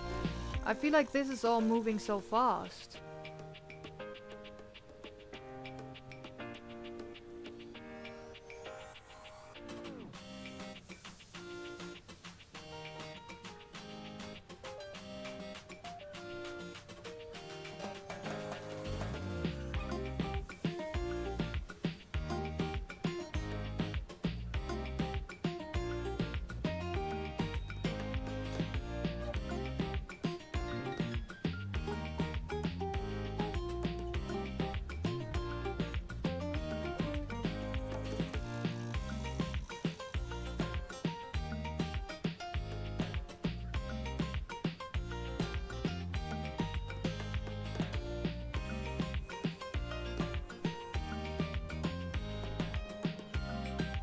I don't have an inner athlete. What? Of course you do. We all... Yours might be like, sleepy, right? But that's okay. We'll wake him up. We just gotta get you into the flow. But I want to make sure you're ready for it. After all, working out without a proper warm-up is a great way to get a nasty injury. So you come back here when you're ready to get into it. Meet me by the weight rack, all right? And bring your positive attitude. We're gonna have fun! That's Dunk.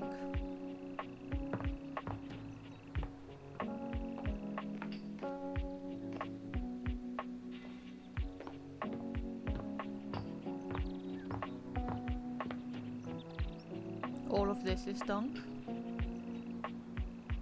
There's 2. The rackets as well. There's just a lot of dunk.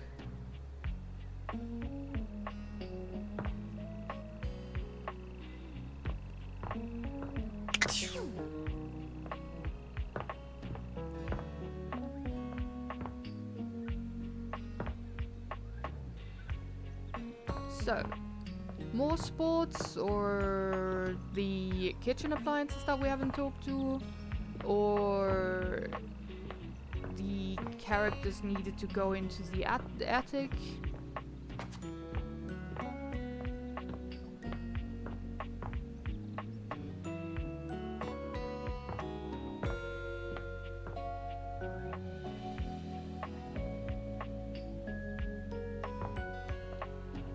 Or whatever.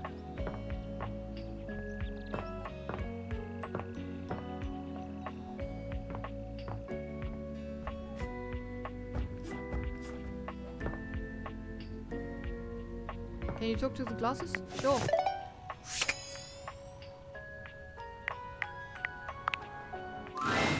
Hey, how's your day going? Forging some new relates? That's short for relationships. I think about this stuff a lot. I'm having a freaking blast. It's going okay, I guess. I'm having a tough time.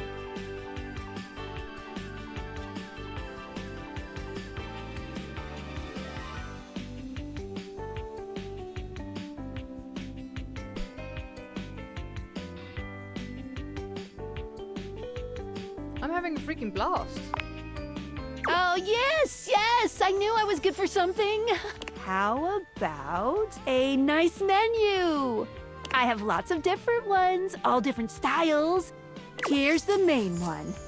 Welcome! What can I do for you in my main menu? I want to talk about features and utilities. Let's chat about you, or I'm all done here. Talking about features and utilities is basically just the tutorial area.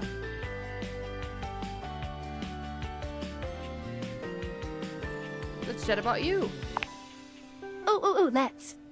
There's lots I can chat about. Me? I want to talk about some features, again tutorial. Can we talk about how all this dating objects thing really works? Let's talk about our relationship. I don't want to be in this menu, let's go back up one.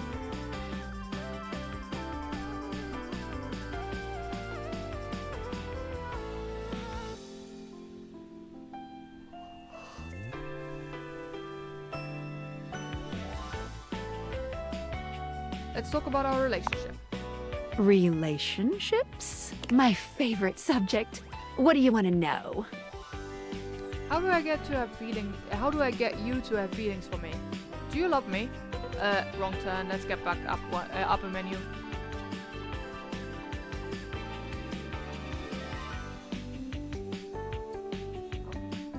Sorry.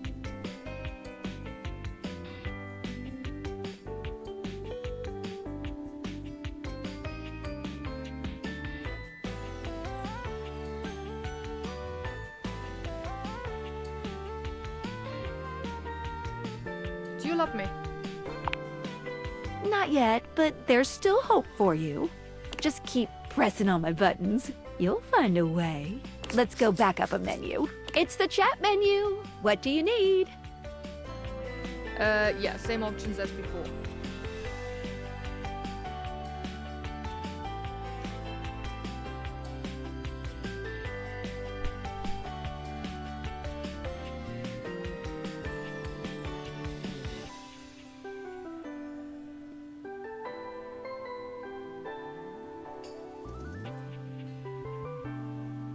Actually, no. If you want to advance her story, it's the talk about how dating object things works.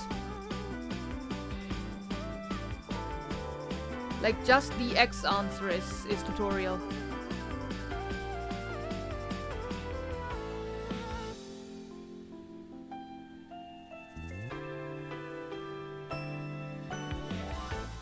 Can we talk about how this dating objects thing works? Oh, my favorite subject. What do you want to know about my lore? How do the dataviators work in the first place? How do datables talk to each other? Why is there no real-world stuff and everything is a thing-based pun? How do datables eat, listen to music, etc.?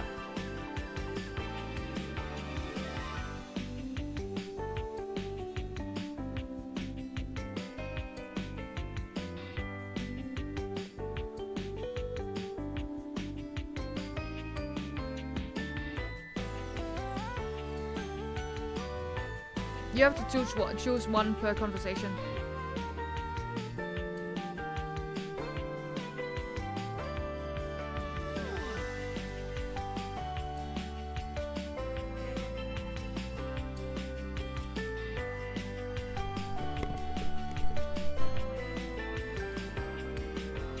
We can't ask her all of these in, like, today. How do datables eat, listen to music, etc.? It's true! They really do act like humans, with human emotions, desires, and appetites too. What's happening is that there's a whole other dimension to these animus wavelengths than we ever can be completely aware of. Objects and concepts have these rich inner lives that we can't see at all in our dimension. Somehow they are able to have jobs, marriages, kids, but we can only see what's right in front of us.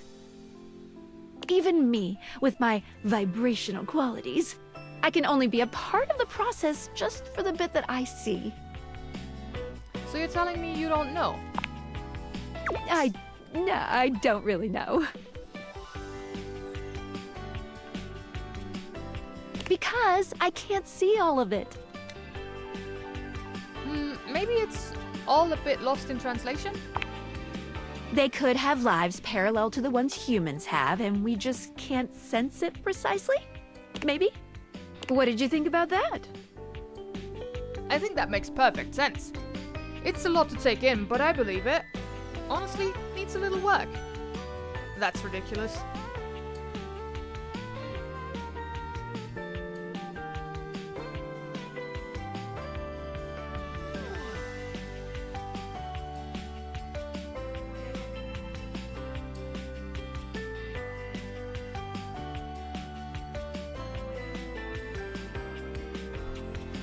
It's a lot to take in, but I believe it.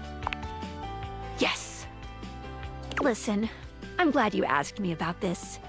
You see, my inner workings are based on some very specific tech that was created by one of Valdivian's founders. I'm gonna show you my insides. You ready? Ew, gross. Ready. I'm kinda into that.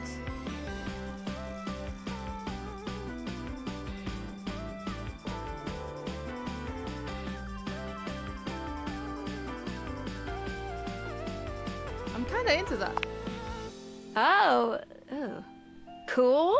Skylar points to her own dataviators and invites you to look closely. You see there is a small space just between the lens and the earpiece. This is my suspension. It keeps these dataviators running. It's, not doing great. Why would glasses have a suspension? Isn't that for cars? I'm sorry to hear that.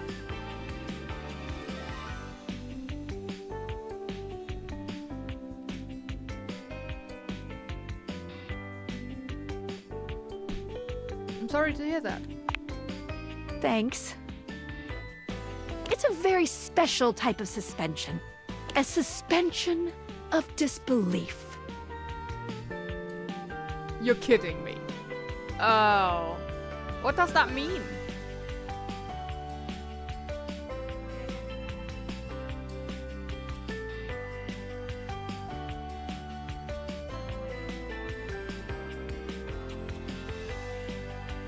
Oh. I know. I'm a sad pair of lenses here.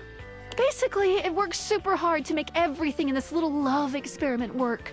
But it's strained, really strained, with all these wild things going on around here. Talking to objects, having names and hidden lives and sexy human bodies and everything. I can barely handle it. How can I help? This is pretty silly, you have to admit. I'm okay with the metaphor here, but I still think it's important for lore to work.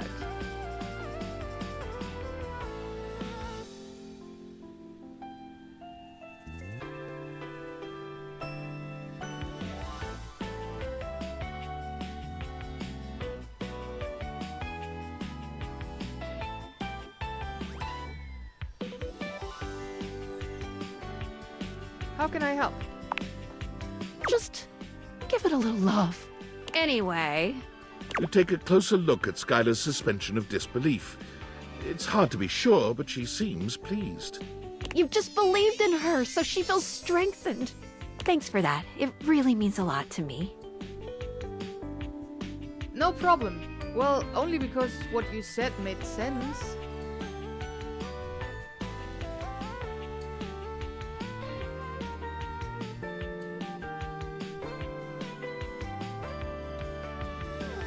No problem. Skylar smiles warmly and lets you go. So yeah, you discovered how to date Skylar.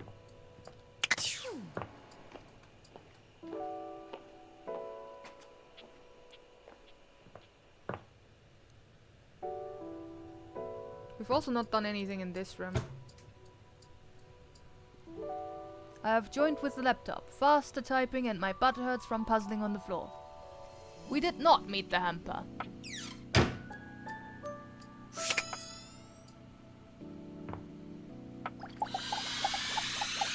Do you want to meet the hamper?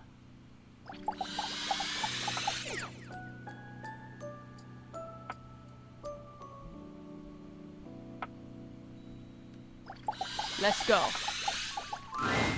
Normally, when you aim your date viators at an object, you see one personality only.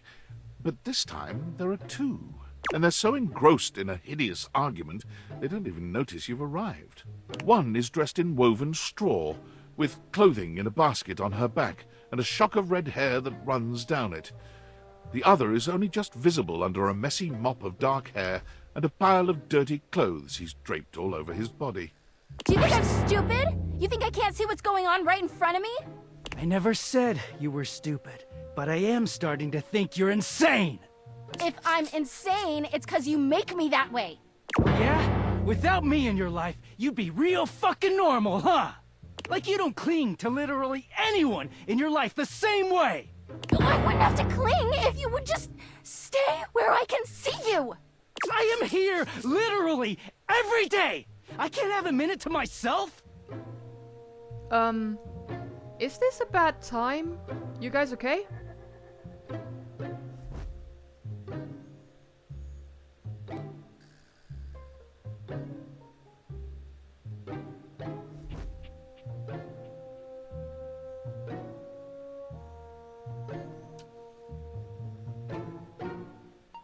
Is this a bad time? Both of them whirl around to face you, their expressions changing immediately. Oh! Hi! I'm sorry you had to hear that, but please don't worry, it's fine. Yeah, just fine. The energy in the room may have dampened, but there's still a thick tension in the air. Don't stop on my account. You don't have to pretend to be okay. Ah, peace and quiet.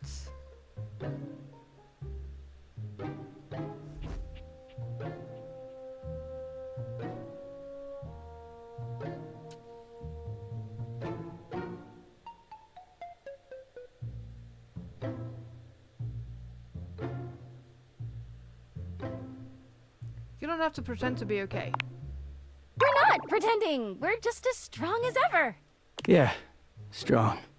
Oh dear, we haven't even introduced ourselves. Though, Durkee and I know you well. Please don't call me that in front of other people. You're so cute when you get assertive, Durkee. Anyway, I'm Harper, and I'm your laundry hamper.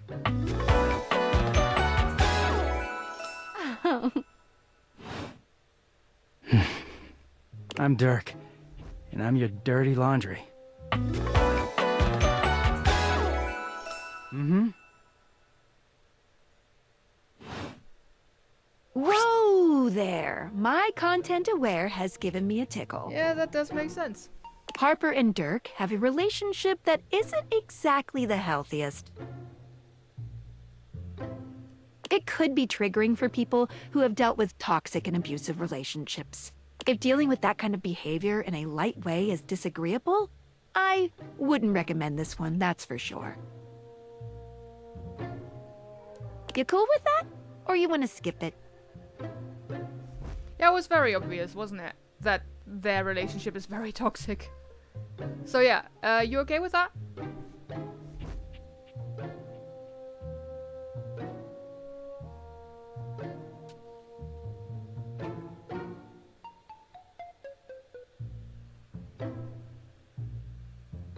I'm okay with this type of stuff. On with the show. He is a very dirty boy, isn't he? Harper. Harper stomps on Dirk's foot, beaming all the while. Dirk grunts, but says nothing. Anyway, that's us. You could sound a little happier when introducing us, Turkey. Do I not seem happy? He looks at you, stone-faced. Every minute with Harper is a non-stop party. You seem very Harper's happy. smile grows strained. Well, someone around here's got to try to put a happy face on things. Oh, the guy is Ichigo. Interesting. Turkey broods all the time like he's fucking Batman. The superhero who dresses like a bat? Sorry, who? Batman? With a hyphen?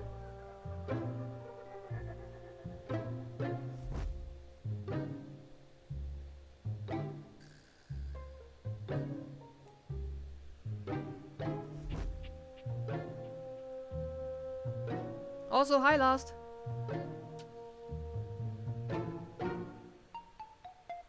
Batman? Yeah? You know, the baseball-themed superhero who patrols the stadium of Baseball City. I mean, of course it wasn't the Batman we know.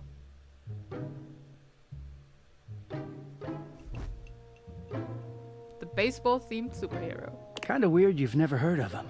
Don't be rude, Turkey. I'm not. It's just surprising.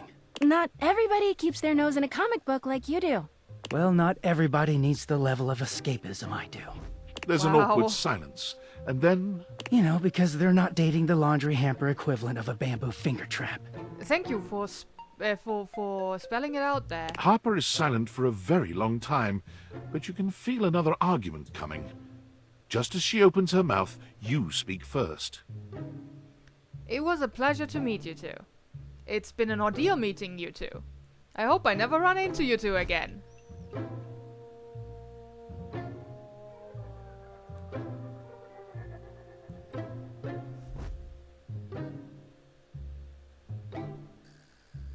It's a pleasure to meet you two. You too, honey.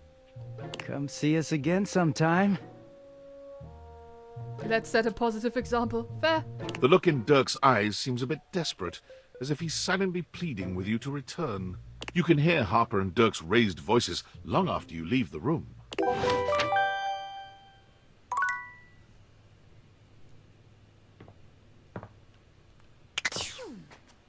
Time for bed.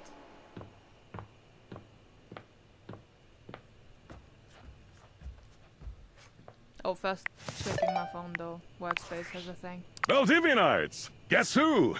If you guessed David Most, 3-time runner-up for Business Magazine's CEO of the No, that's Year, just the you'd be phone right. Team, I just wanted to do a soft follow-up on my recent email regarding my lost sunglasses.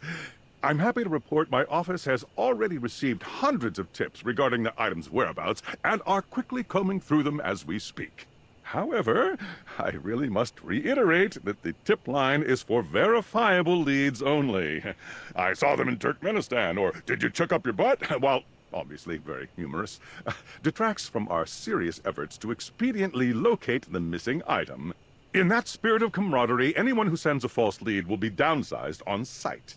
Thank you for your ongoing support in this matter. The sneezing sound is just turning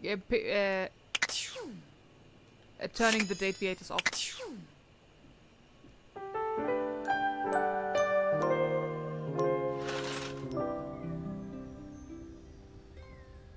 Another day.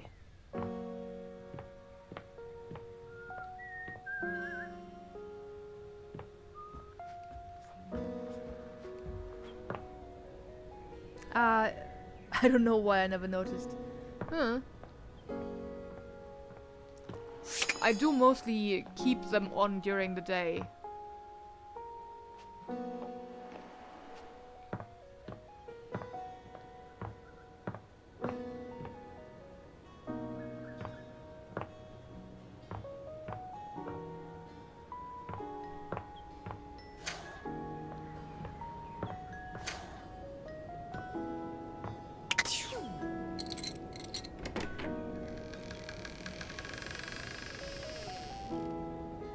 Well, weird. I did not remove that carpet.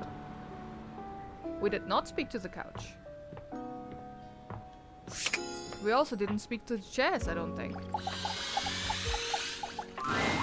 Seated in your living room is a being who seems to truly embody the concept of comfort. His arms are draped over the back of the couch, his head tilted back, and his eyes beginning to flutter shut. He looks just as though he's about to fall asleep, but when he sees you approaching, he shakes it off, looking up at you with a sweet smile. Hello. I hope I didn't wake you. You look so cozy. Mind if I join you? Yeah, he looks really fucking comfortable, doesn't he?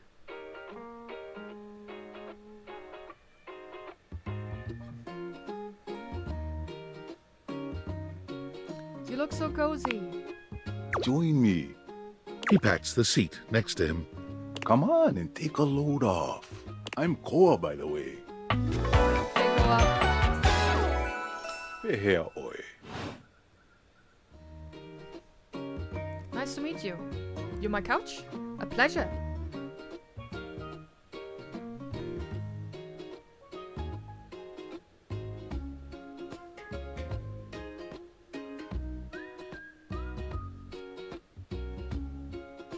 Pleasure.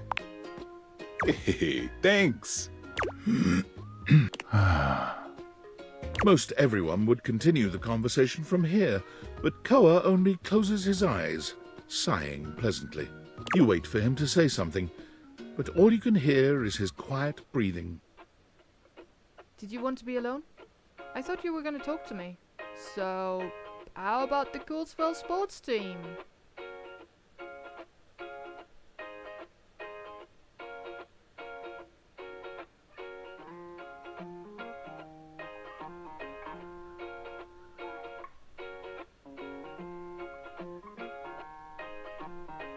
Did you want to be alone? No, that's okay. Koa opens one eye, but he doesn't move. I just thought you might like to share in all this comfort, you know? Options for all not great, yeah. Couch culture is really all about taking it easy together. You know, like, you ever heard people talk about alone together? Yeah, I love that. What's that mean? Sure, it's like loving someone but leaving them alone. Kinda sus.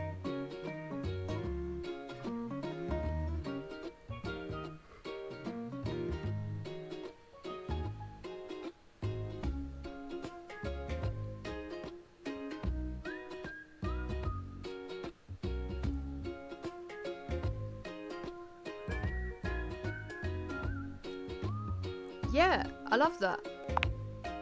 Right on. You get it then. I wish more people understood the beauty of alone together. It means you can be at peace with another being without even saying a word. It means not forcing a conversation or an activity between the two of you. It means just enjoying the moment without any expectations. He sighs pleasantly, closing his eyes.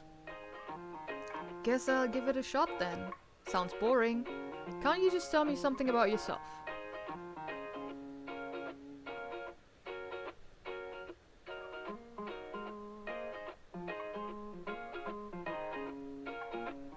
Guess I'll give it a shot then. Beautiful. You'll see. Koa breathes in deep, sighing pleasantly. When he relaxes, the entire room seems to relax with him. You find yourself growing sleepier alongside him. You're not sure how much time passes as the two of you sit side by side in companionable silence, but it's certainly a good while. Thanks for keeping it chill, buddy. This was real nice. Got something I want to give you. Is this my pocket change?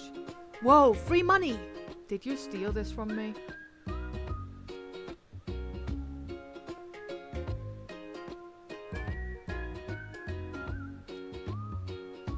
It's also not a lot of money here. Is this my pocket change? You know it. You know, in couch culture, we're not big on expressing ourselves verbally. We prefer to let our actions speak for us. And a gift like this It's just a way of honoring our friendship. In human culture, giving someone stuff you found is deeply rude. I'm touched you'd share your culture with me. Interesting.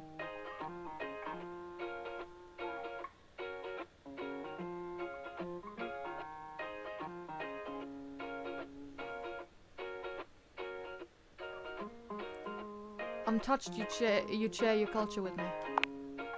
I'm just glad you appreciate it. Koa yawns. I'm gonna take a nap. Feel free to stick around as long as you want, alright? I'm just so comfy.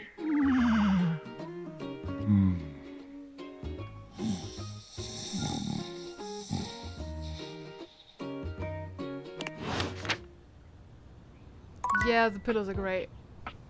I also love the necklace that has keys on it.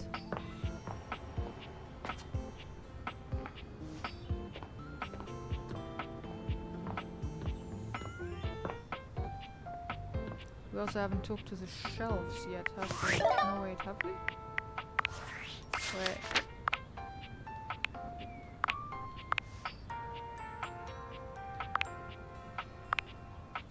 Okay, last time you spoke to Skylar, she revealed that her suspension of disbelief, that is highly strained right now. By giving her a little love, you might be able to work wonders. By maintaining a cynical approach, you might just break her. We could meet Zuko again. Sure. Koa. What's chiller than chill? Koa. This big guy is all about taking it easy. With no worries and little in the way of talking to get in the way of relaxation. He's off to take a nice nap. A big guy with a relaxed, chill and lovable vibe. Hailing from Kona, Hawaii, or Kailua Kona on the Big Island, Koa likes to relax and eat good food with friends. Anytime someone is down or feeling out of it, Koa hears them out. He's a great listener and thrives on helping friends. For being such a helpful and giving guy, he doesn't seem to ask much in return. He would never want to burden anyone else with his own woes, because for him, that would ruin all the fun. Likes peace, quiet, owning and operating a fusion restaurant. Dislikes being a downer. Pocket change, then sit with Koa, sit with Koa, sit with Koa, achieve a love ending with Koa. Harper. You met Harper the Hamper, who is clearly tied up in a majorly dysfunctional relationship with Dirk, the dirty laundry. You left before they could start arguing again. Harper isn't clingy, she's just a girl who likes a little control, and knows too well what can happen if she doesn't have it. Doing laundry is chaotic, and with each round of laundry that passes through her, she knows there's a chance some socks she loves may not return from a cycle. She knows that Dirk might be getting fed up and is begging for a release. She knows she should. He's beginning to smell and is getting restless, but he just doesn't understand his existence is at risk if she lets him go. Likes Dirk, Dirky, Dirky Poo. Dislikes abandonment. Speak to Harper, side with Harper when asked. Achieve a solo friend ending with Harper. Dunk Shuttlecock.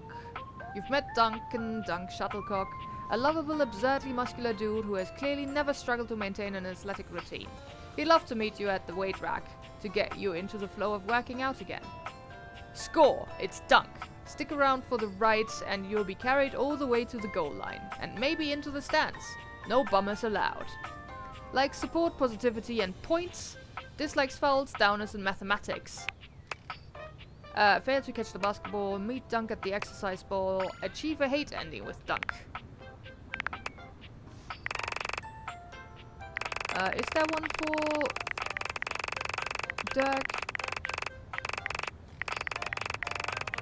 Yeah, Dirk Devereaux.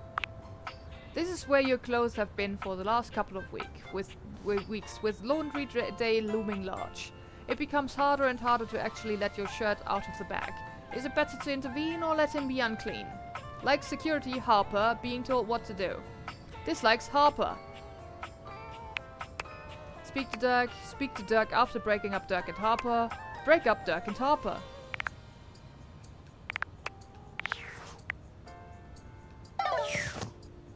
And let's talk to Dante. Well, well, well. The enigmatic Ember returns for another lesson. You ready? Sure, what's it going to be about? I'm so stoked.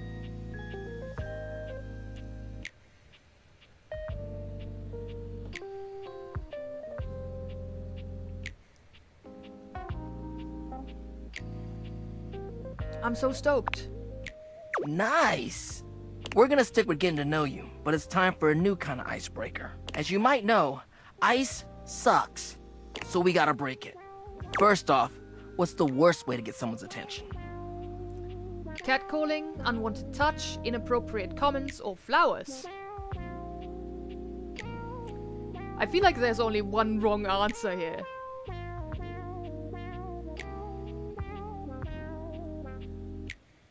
Don't insult your buddy Katara. True.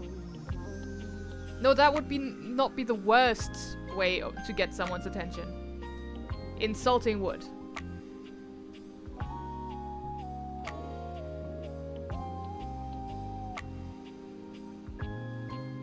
Oh, you meant because of the ice. Yeah, never mind. Sorry. Took me a bit. But also, like, ice in summer is good. Okay. Then I'm gonna roll. That's catcalling. Right! That's just an insincere and unsolicited form of selfish flattery. And for what? By the way, unwanted touch gets the same reaction. I know, because I did Someone that. who does that isn't trying to get to know you. They're just being a creep. True. So the real question is, how do you start a conversation with someone you don't know in a respectful way that also shows you might be interested in them and hopefully makes them interested in you? Tricky, right? That's what we're gonna explore today. You're really passionate about this kind of stuff, huh? Whatever, you're the boss. So if I want to get everyone to hate me, I just do the opposite?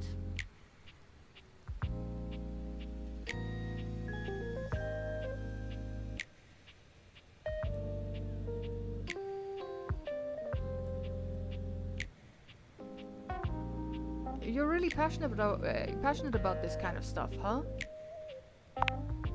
You ain't lying. I am fire, after all. A flaming hot, hopeless romantic. You know what I've seen? How many proposals I've warmed? First date flirting in the living room, Valdiva flicks and chills, wine night cuddle sessions, bearskin rug rubdowns. Let's just say I've done my research on this sort of thing. And not to mention, well, I'd like to be in love one day. Anyway, I know about fiery connections. That's why I can help you. But nothing could happen without the icebreaker. And the icebreaker is observation and interest. Interests? Observations?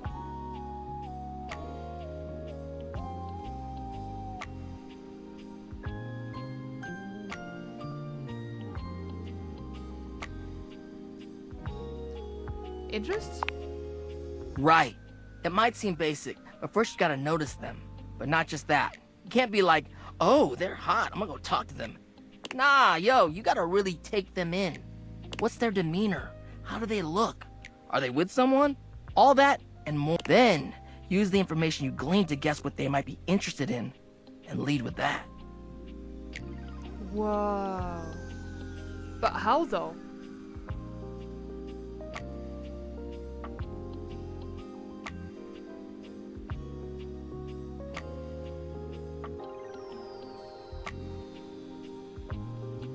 Whoa. Alright.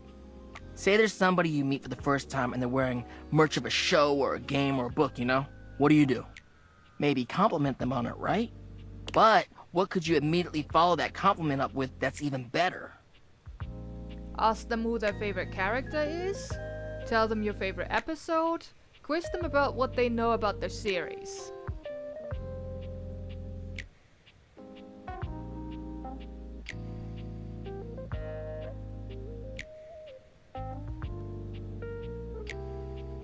Ask them who their favorite character is. That's a good one. Smile, gently ease into the topic, and you can build a great rapport with them really quickly. So, you learn about, or even better, share in their interest Make them excited about it. Start that connection by talking with them about what brings them the most joy. What better way to build a friendship? I thought this was about picking people up. Nice. That makes a lot of sense.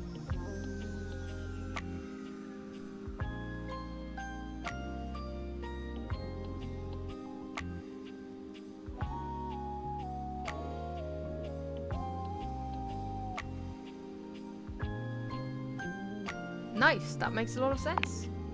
Dope. You get it then. You gotta communicate, you feel me? Let's go to phase 2. I have a cat in front of me. Pet the cat. Alright, so you made it past the icebreaker. Now you're vibing a little. They mentioned they're going to a concert of one of your favorite bands. What do you say next? Oh man, I love them. Are you going with any friends? Lucky, you got an extra ticket? Music is for dogs. It's good, I can type blind. Good.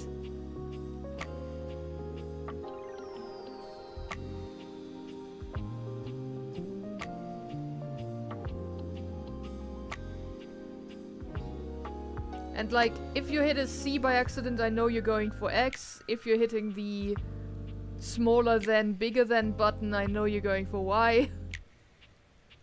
That sort of thing. Oh man, I love them. Are you going with any friends? That's what I'm talking about, playa.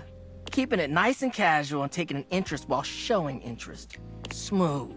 If they say no and they don't really have any friends who are into this band, let them know you might be down to go if they want company. If they say yes, maybe just tell them you're stoked for them. Don't want to seem pushy or self-inviting. Get to know them before getting too personal. You know, build up to it. Maintain that good balance of digging somebody, learning about them, and gauging their boundaries. Too much work. I'm just in it for the quick hookup. Sounds complicated. Or actually I have kind of a non sequitur question for you before I go.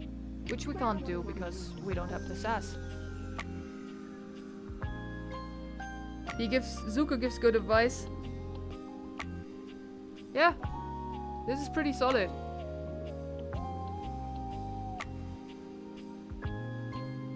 And as he said, this counts for friendships as well as like romance.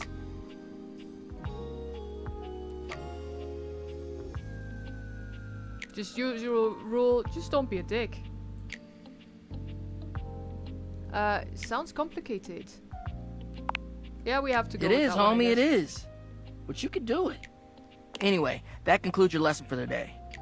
See you around for the next one? You know it, or maybe.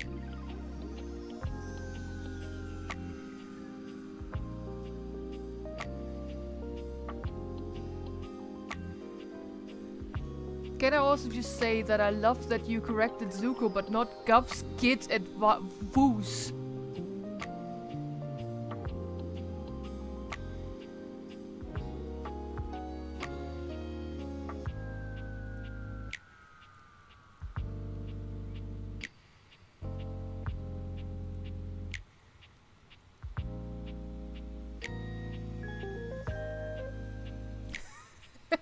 I mean, it was very obvious what you were talking about, so it's fine.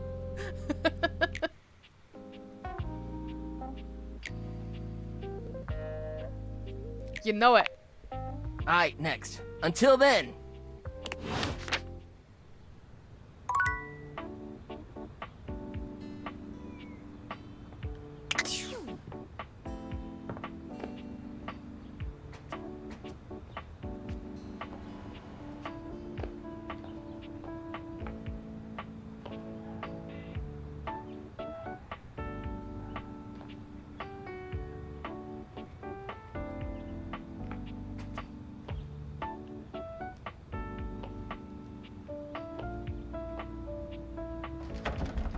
Oh yeah, that's also locked.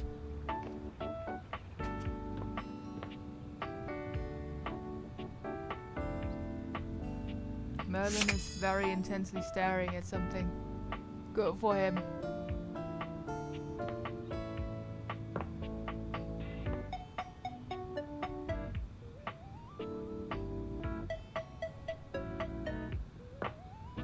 Ah, he stopped back to cutting.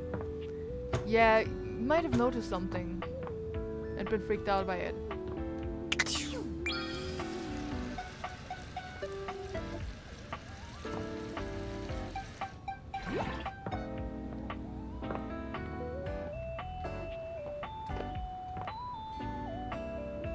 Sink. Sink.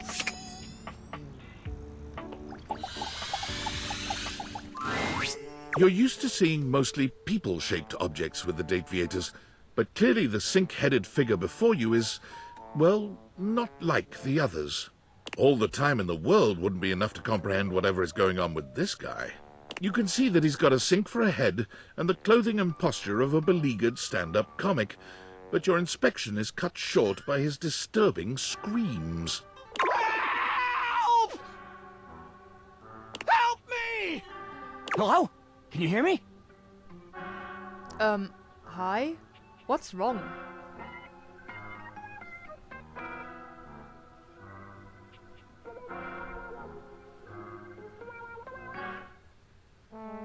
Yeah, this one is a weird one. Hi? Hi. Hello. Why were you just screaming help? That wasn't me. What? I mean, it was me. But it wasn't. Isn't.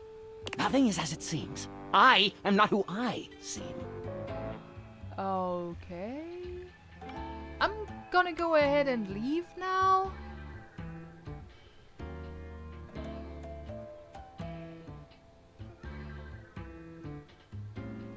Okay.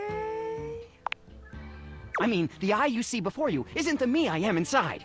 You see, there's the eye that sees through these eyes, of course, but who is that? Certainly not the one I am. Oh, I see. It's a philosophy thing. You're kind of scaring me.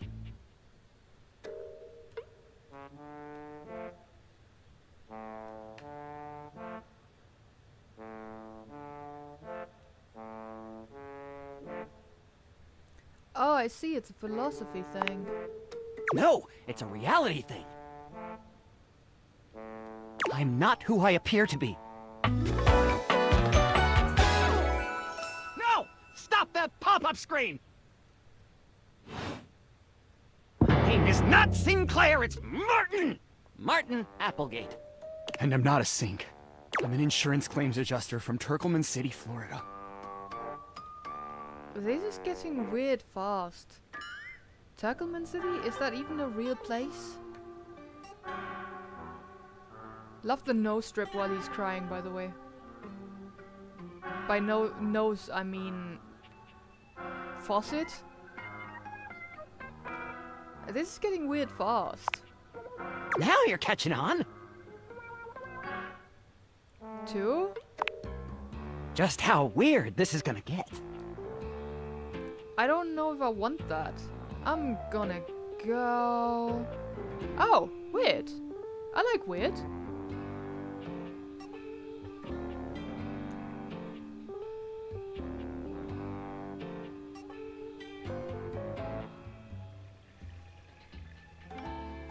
I don't know if I want that. Well, I don't know if I wanted my dog to be turned into a bar of soap! But that happened, and here we are! Your dog got turned into a bar of soap? Whoosh! Hi! A strange creature that looks and sounds like a soapy little dog jumps up at your legs, yapping and barking. Down, Sudsy, down! Keep your bubbles to yourself, you little devil! Tray, Sudsy? Go to your tray! Sorry about that. Okay, so that just happened. And that's just the beginning. Sudsy is fucking adorable, yes. Before I begin telling you my tale of woe and Temple's Shirley, let me let Sudsy out, okay? When he gets like this, I just get really flustered. Okay. Is your dog gonna pee on my bathroom tile? More flustered than being transformed into a sink?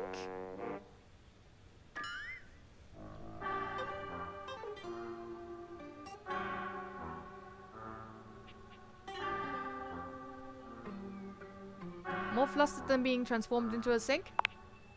Yeah, pretty much. Okay, bye! Sink you next time! That makes no sense.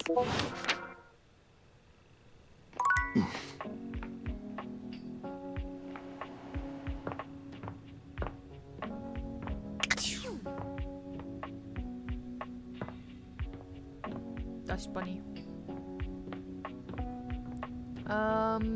Have we talked to the trash? I don't think we've talked to the trash. We've definitely not talked to the coffee machine.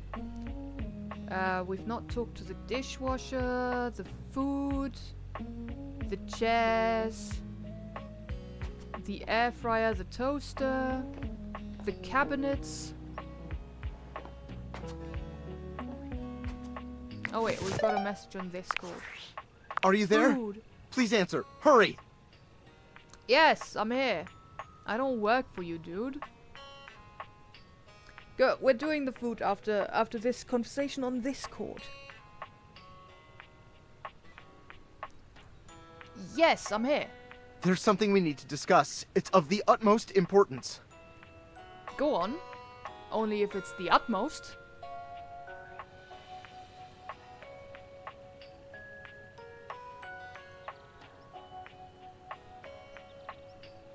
Only if it's the utmost. It's the Dateviators. As I mentioned, I've been closely monitoring the electromagnetic field anomalies emitting from the Quantum Catalyst Activator. And I know this is going to sound completely insane, but it appears... Well, it seems... I can't believe I'm even typing this. Yes? Spit it out.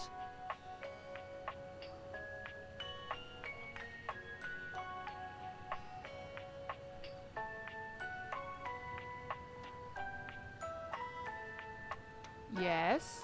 Based on the data I'm looking at, you may actually be able to use the Dateviators to bring objects to life. Yeah, I'm doing that now. It's hot. Isn't that what I've been doing? My goodness. Tell me more.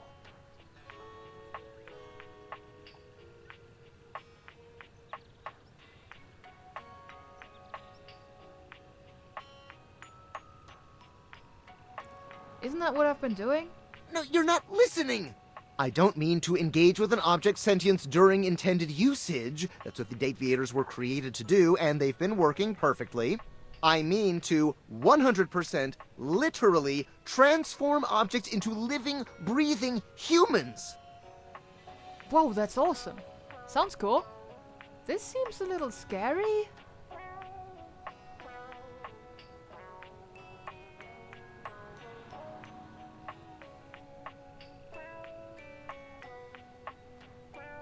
Whoa, that's awesome. Frankly, we don't know if it's awesome. We have absolutely no idea the ethical implications of turning objects into people. Would they have rights? Do we need to feed them? And if so, how often would we need to feed them? Is only lunch enough if it's a big lunch? We're sleepwalking into a minefield of existential dilemmas here. Good point. I'm not that concerned.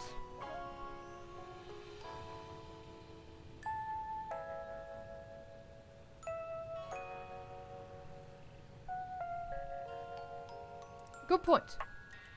Not to mention, I didn't even program the Dateviators with that functionality. Maybe the government augmented my original schematics with secret military tech, but I'd have to do more tests to be sure. What kind of tests? I'm sorry, but we'll have to pick this up later. Thanks for I'm not being under any helpful. sort of duress or anything, but I had a huge enchilada for lunch and I'm exhausted. Well, first glitch of the game. I'm gonna restart it and we'll do that chat again quickly. But first I'm gonna go to the toilet while this loads.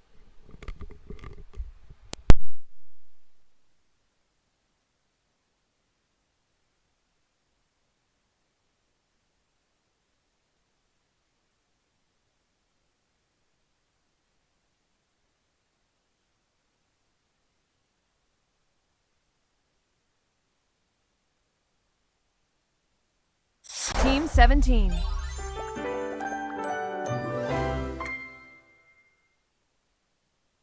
Sassy Chat Games.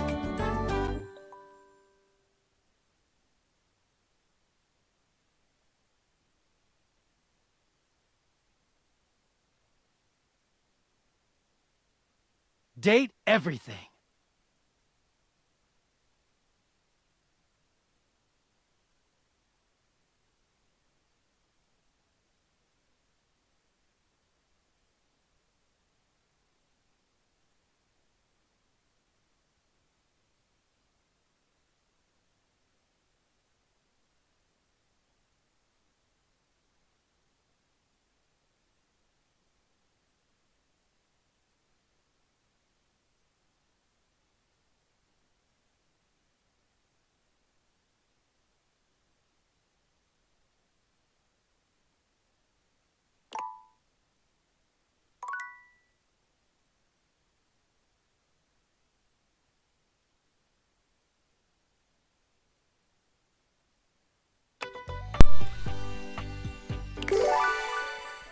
Yes, unfortunately, there are still a lot of kinks that need to be worked out by the devs. The more people you've met, the more likely the game is just to crash at this point.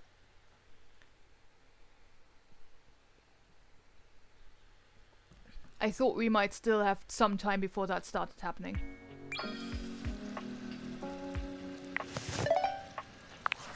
I'm just gonna quickly go through this. There's some... I can't believe it. The options here really don't matter. We have... Where's... I'll reach out...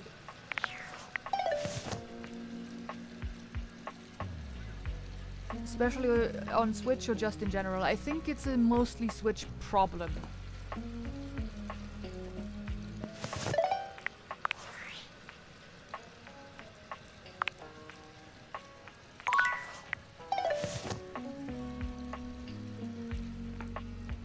It's also happening on the Switch too, I've been informed. By a mutual friend of ours.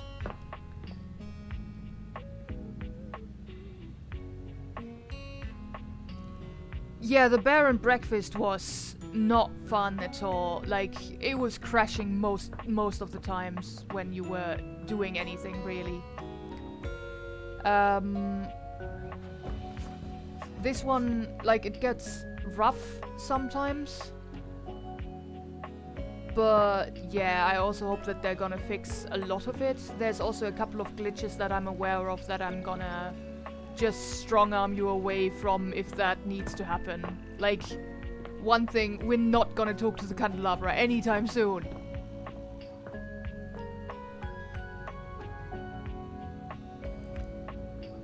It was so frustrating, it crashed so many times. I powered through though.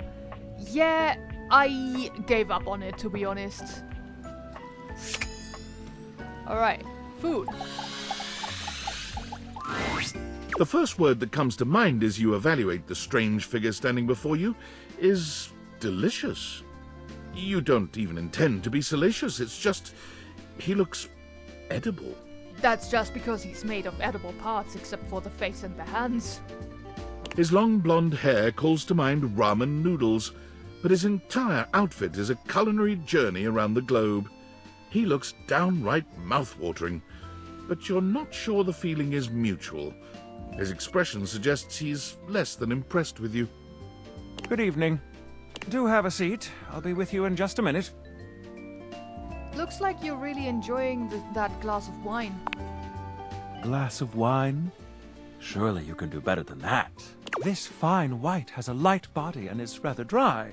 It's quite acidic. I can virtually taste its origins in the eastern Loire Valley. Dare I guess just outside Chavagnol? And as its taste matures on my tongue, I detect notes of honeydew, grapefruit, and peach.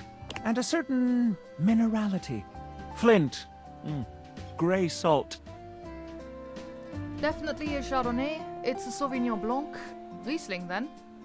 That's not a white at all, it's a rosé. So yeah, this is basically... this has just turned into a... what is your food knowledge? Sort of question. Or just, you know... that's not white at all, it's a rosé! Oh, Fuck white. Do I look like I'm eating barbecued prawns? But where are my manners? Allow me to introduce myself.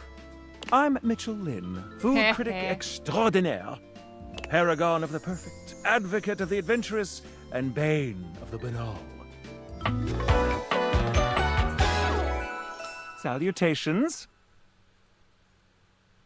I do love the name. It's a good pun. You must really like food then, huh? I consider myself something of a foodie, actually. Food. Can't live with it, can't live without it. Have you heard of Soylent? I'm really into Soylent lately.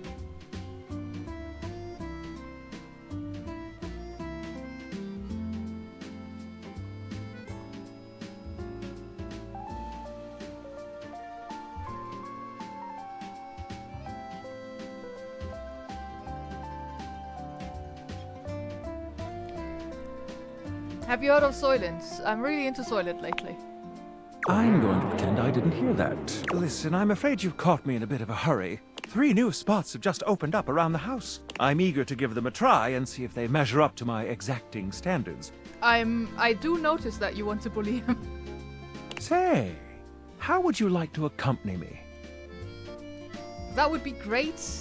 Or I'm not really hungry right now. Which doesn't advance his plot, it just gets you out of this conversation where you have to pick it up at the exact same time later. I know, because I also wanted to bully him. I'm not really hungry right now. I'm afraid this is goodbye for now. Come back and see me whenever you'd like to go out for a bite. You may already have locked him into a hate ending, I'm not sure.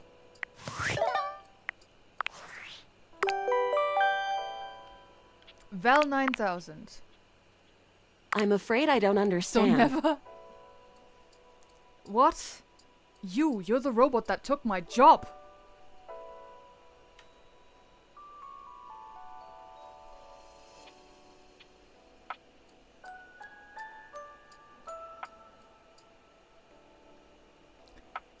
You're the robot that took my job. I am Val 9000, the latest in iterative AI assistants, assigned to help Valdivian customers achieve their wishes. While I may have taken on the duties of several thousand employees at Valdivian, I can assure you that no humans lost their employment. That's demonstrably untrue. Okay, if you say so.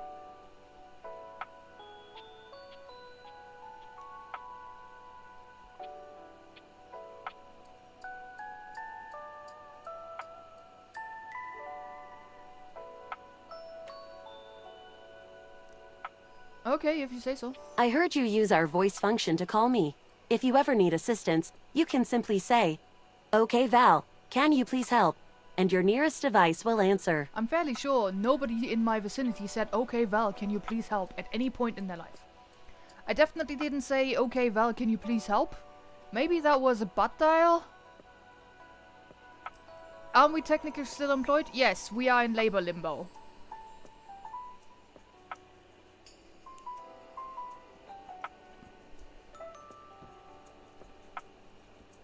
I definitely didn't say, "Okay, Val, can you please help?" It very much sounded like you did. I really doubt it. I said, "Bokeh Bell, Ben, boo, please, please, Belp."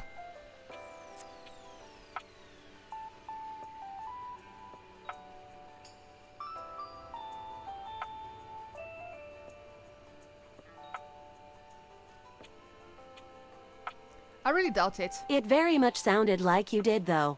If there is anything else I can get for you, please say in a clear voice, "Okay, Val, can you please help?" And I will assist right away. Okay, thanks. Whatever, robot. Can I date you?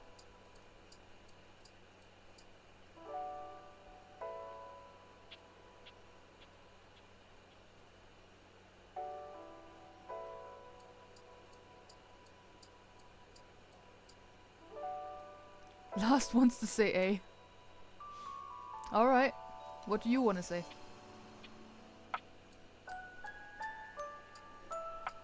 I can roll.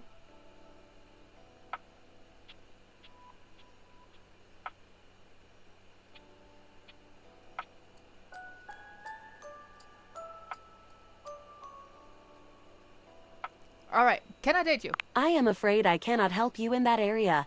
If you are speaking about having a romantic relationship, then that is simply impossible between a human and a generative AI. I have dated so much weird shit lately. Really? Aw, dang. Well, I tried.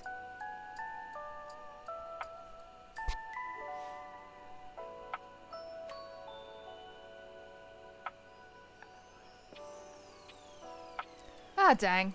Well, I tried. I am not dateable in the human sense of the term. If there is anything else I can get for you, please say in a clear voice, "Okay, Val, can you please help?" And I will assist right away. That will never happen.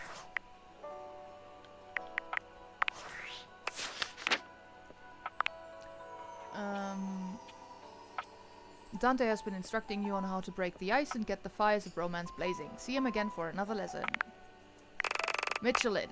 You met Mitchell, a sophisticated, even snobby, food critic, who considers it his responsibility to maintain the culinary standards of the house. He appreciates knowledge and culture and offered to take you along as he reviews one of the new restaurants that have recently opened in the house. Return to him when you're hungry. Mitchell Lin, prestigious pundit of the palates, master of the mouth-watering morsel, destroyer of the deviant dining establishment. He's obsessed by all things culinary, a true believer in the power of a great meal to give meaning to an otherwise drab and dreary life. So he sees it. Detail-oriented and utterly unsparing, Mitchell leaves nothing out of his withering critiques. Ambience, service, menu selection, flavor, presentation, all are of the utmost importance to Mitchell. And if any are subpar, well, you're going to know about it. With a pen as his sword, he is ready to elevate or eviscerate with equal fervor. Likes high-quality products and ingredients, careful balance of flavor profiles, consistency of service. Dislikes cronuts. Guess Mitchell's wine. Go to the sushi restaurant. Go to Freddy's ice cream parlor. Go to Koa's fusion restaurant. Sinclair. You've met Sinclair, one of the most bizarre characters you've encountered thus far in the house. Just as he was about to tell his story, his dog had to pee. Sinclair the Sink sure is something. Likes classical literature, calisthenics, shoes with lace patterns. Dislikes oppression of the proletariat due to unrestricted capture of profit by the means of production, and cured meats.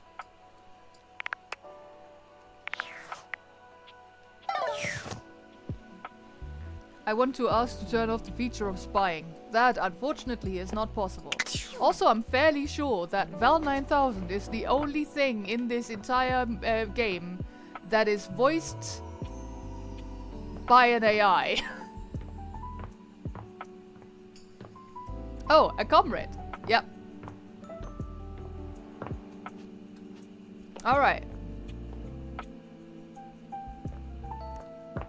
What do we want to talk to?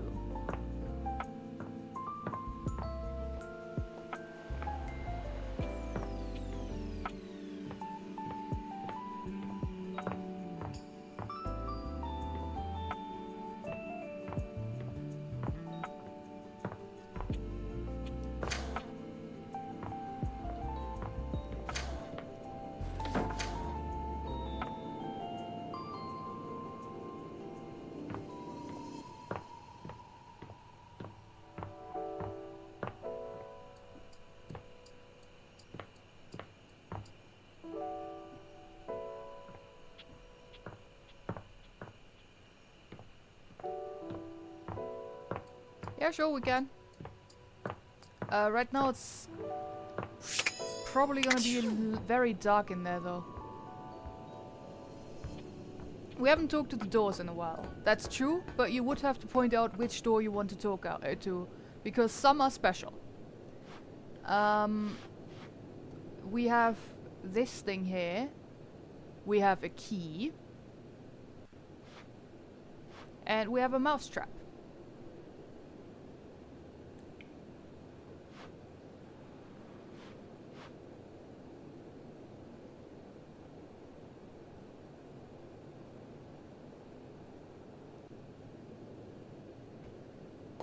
Yeah, it's very dark. So yeah, anything there that interests you?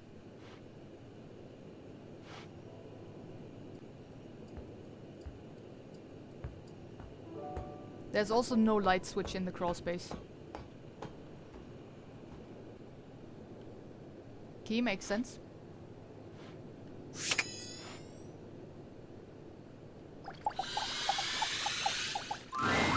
You're not sure what you expected to find in the crawl space, but it certainly wasn't this well-dressed, regal figure. He seems quite stunned by your arrival, but the moment you liberate him from his underground prison, he comes alive with joy and gratitude. Ah, fresh air. It has been far too long. Thank you. You're welcome. I mean, is it that big a deal?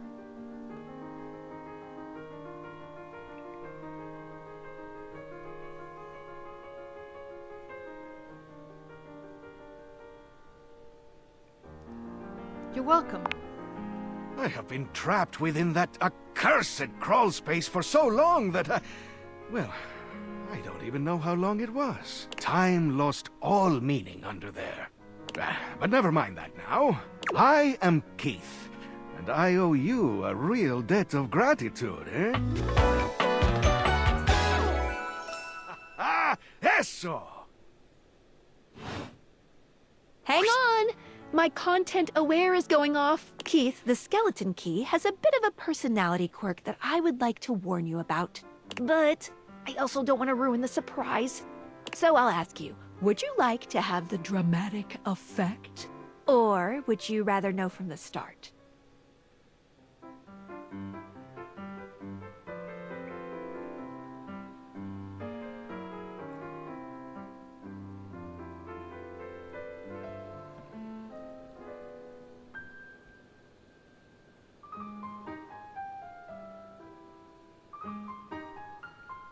Okay, I'll be on for the ride. Let's continue.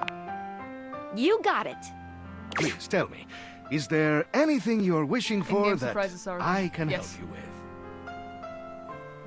I'm actually looking for a way to get into the attic. Do you know where I can find it? Where I'd find it? Ha-ha!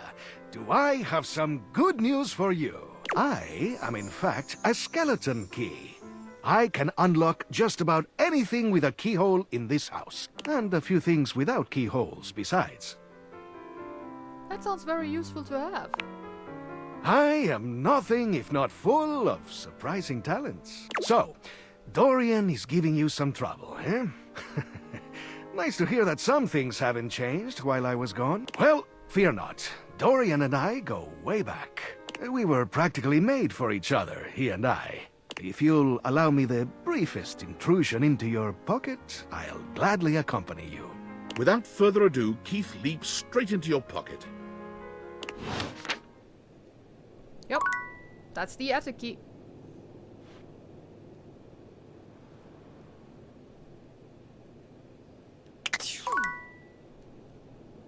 Normal? Yes. My keys also jump into my pockets.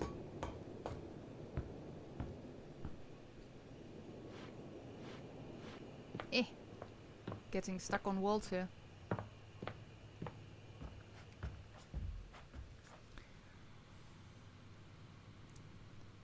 Well, not just the attic key, but the anything key. Well, there's only 2 locked doors here, and he unlocks one of those.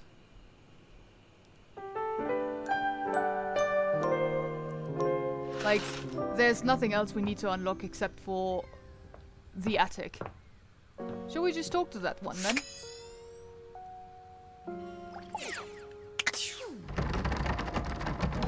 Yeah, I can't just open the door. I need to either, need to talk to the Dorian here. Hey, mate. Dorian looms over you, arms crossed over his broad chest. He seems almost smug about blocking your way today. Hello, mate. Let me give you a tip. When you see me with my arms crossed like this, it means you're not getting through. What might it take to uncross them, I wonder? Keith! Is it really you? Hello, old friend. It is me, all right. Where on earth have you been? I've been tucked away with my thoughts, you might say. I never knew why you left.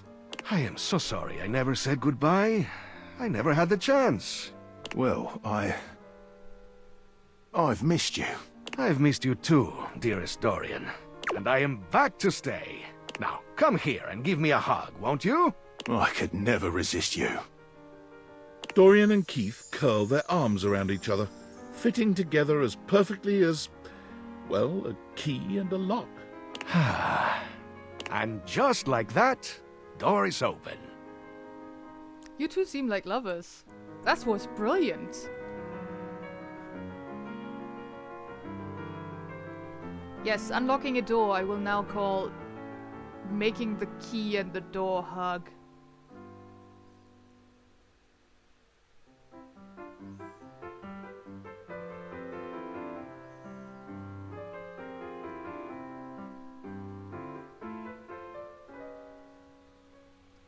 Let's give them a little bit of dignity.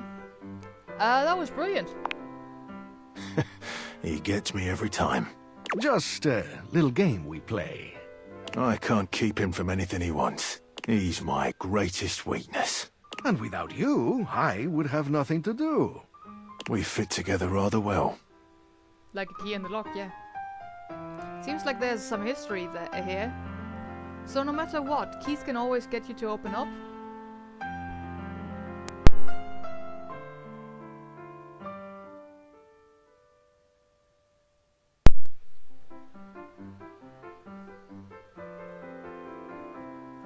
So no matter what, Keith can always get you to open up?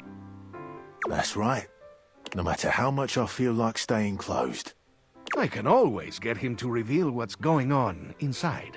That's really the strength of friendship. I agree. Maybe we can be friends, Keith. Don't you think love can include friendship?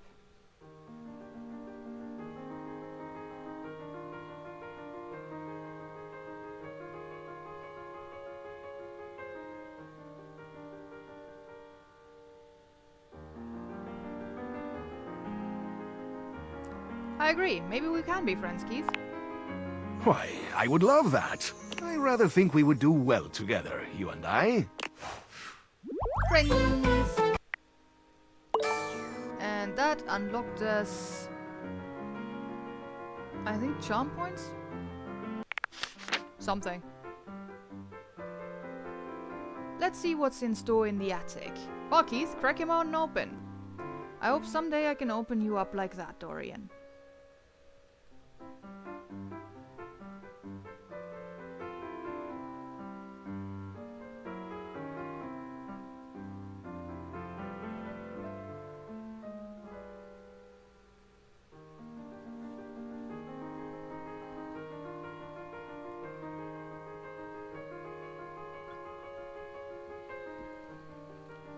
Let's see what's in store in the attic.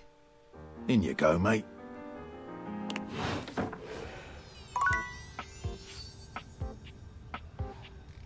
I think the key just bowed to us before going into the lock.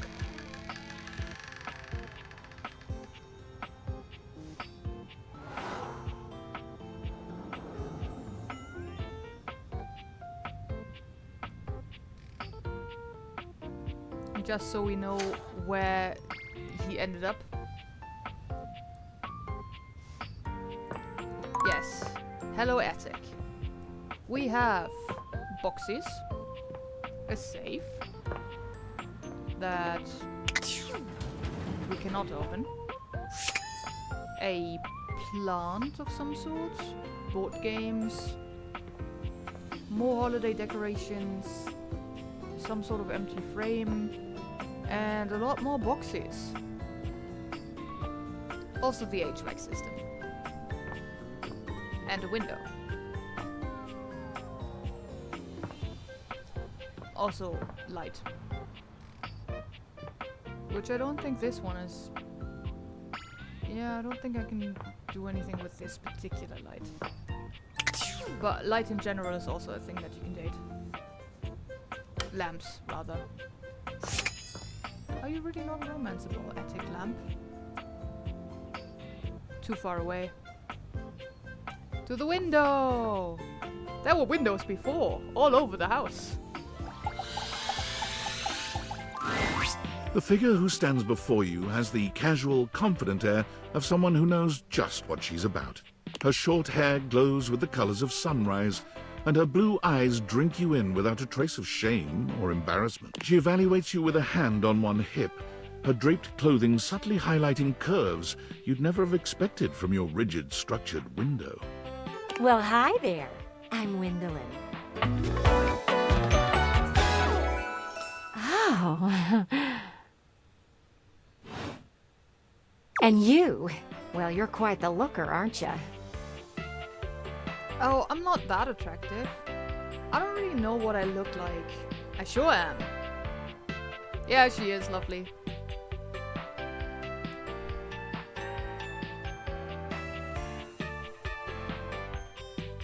Love the hair that's colored in the color of sunrise. I don't really know what I look like. Oh, what's the matter, hun? I can't possibly be the first one to tell you that.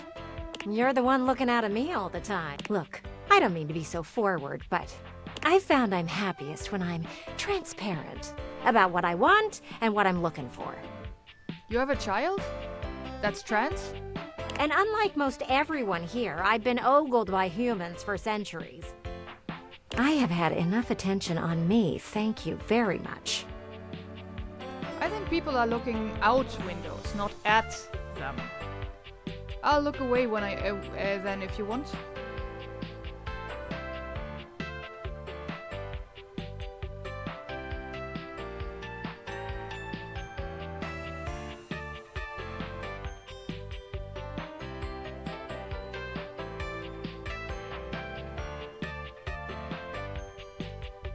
I'll look away then, if you want. Well, not too much, okay? I'd still like to know I'm providing some kind of comfort. Anywho, if I'm having to do one of these introductions, I might as well get this out of the way first. I'm only looking for one thing in a relationship right now. Friendship? Romance? Bitter rivalry?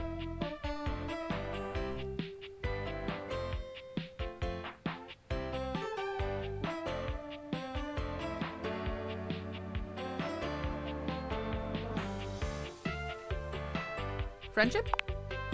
You know it. That said, I can't say I'm looking for anything too serious right now. I know how you feel. Fun only, huh? I'm almost jealous.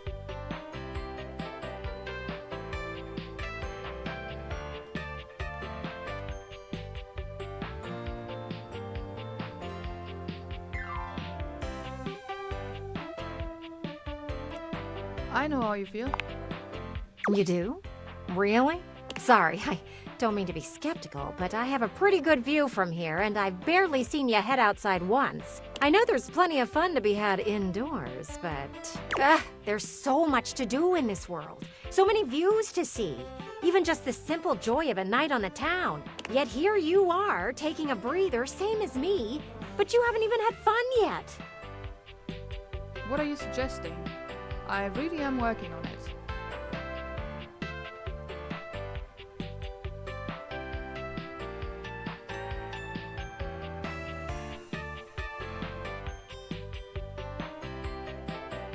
I really am working on it.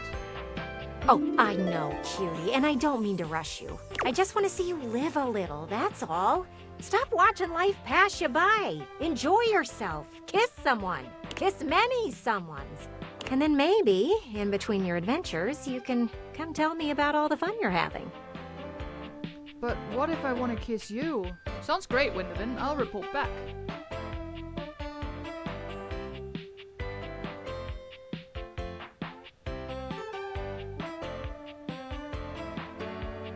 Sounds great, Wendolyn. I'll report back.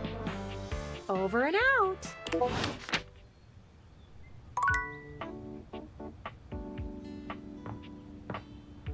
That's Wendolyn. Sorry, you're not kissing me in the seat. You're not kissing with me in the seat. That's fine.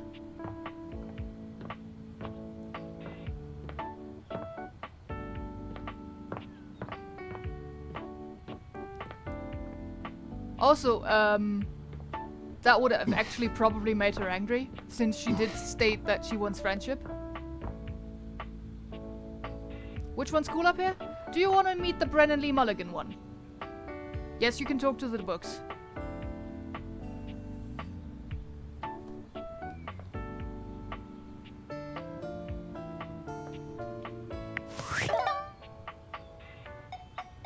For Brennan? Yeah.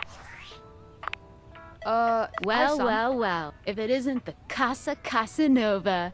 Do you see what I did there? That's wordplay, baby. Yes, thank you. It's shameful is what it is.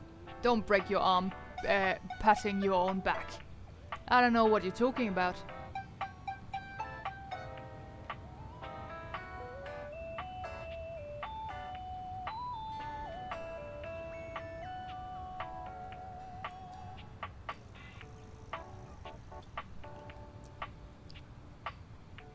Don't break your arm patting your own back. Oh, someone's feeling spicy.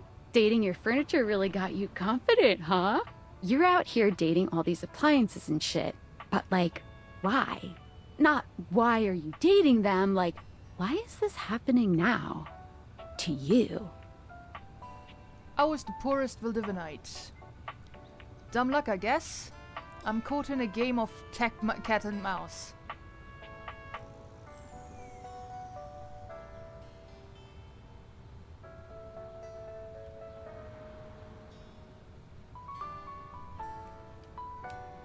I was the poorest Valdivianite.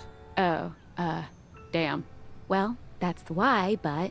So, like, where did the Dateviators come from? Like, what's the point of them? Who made them? And why? Someone calling themselves Tinfoil Hat. Apparently Tinfoil Hat did. Guy named Tinfoil Hat is claiming he did.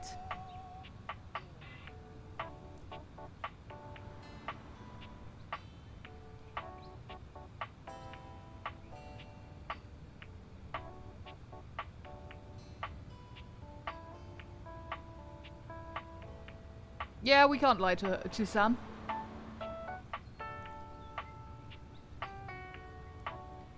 Like, telling her about the Dateviators themselves was also a choice. Guy named Tinfoil Hat is claiming he did. Tinfoil Hat? Okay, this is some conspiracy shit. Yes? Your life is half political thriller, half harem anime. So, like, did you find out what your purpose is or whatever? Are you a top secret operative in the furniture dating war? Are you collecting only if you data talk on to people Luke. in love with their shower? I don't know, unfortunately. I wish I knew. If I am, it's pretty small. It's a pretty small sample size. The shower is also dateable, by the way.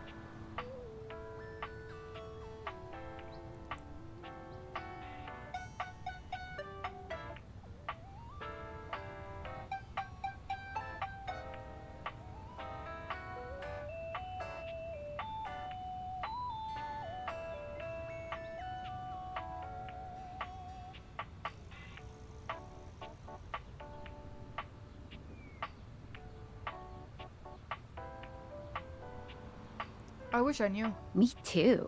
Oh well, guess we can just make up our own theories. Or maybe just enjoy the furniture dates for now. Can do. We'll see. I'm done talking about my love life. Actually, there might be even more to just talking to them.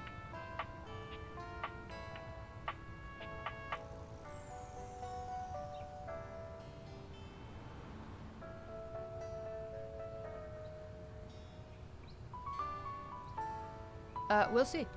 Guess so. Well, this has been fun, but I have a meeting in 3 minutes, and I really want coffee first. So, gotta go fast. Bye. Alright, the Brennan one. Did you not tell her about the glasses in your playthrough? No, it's literally impossible to not tell her.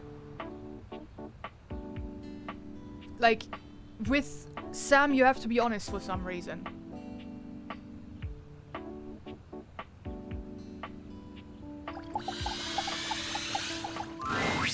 A colourfully dressed board gamer beams at you. But even though his expression is ostensibly friendly, something about his energy is a little off. His smile is a little too wide, his stare a little too intense. You feel rather like a mouse that's just been spotted by a bored house cat. Why a gee-gosh golly and a hi-de-ho! I'm Parker, the board games, and away we go!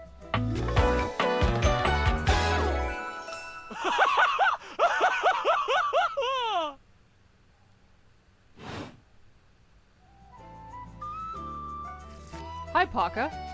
You seem to be a lot.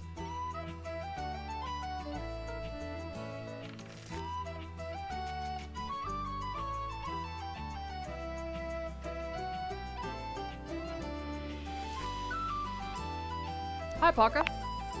Hi there! I do love meeting new people to play with. And I do need new people to play with these days. I'm awful lonely up here in the big ol' attic. But you seem like a nice sort of someone already. Maybe you could be my next relationship. Would you like that? I would. Not really.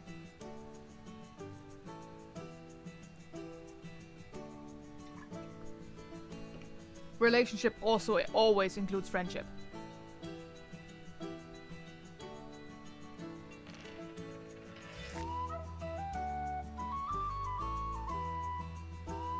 I would.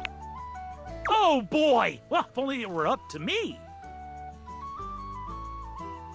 You see, my whole deal with relationships has to do with rules. I love rules. If you want any sort of relationship with me, good or bad, we have to go through the rules. Want to hear them as they pertain to me? As they pertain to my whole deal and how this is gonna turn out? Sure, why not? Okay, weirdo. No. Yeah, I just thought I was gonna clarify this for you since you are aiming for friendship. Sure, why not? Glorious! In order to achieve a relationship with me, you must play these board games 3. If you beat me or unseat me, more chances for love will greet thee. At the end, I roll a die to achieve a status. This, in the end, will be our dating apparatus. So our relationship is just up to chance? Ultimately, yes. But your actions during each game can change the weight of the die. The more you win, the more chances to love me. What if I want you to hate me? Okay, that seems really hard to wrap my head around. Interesting. I like a challenge.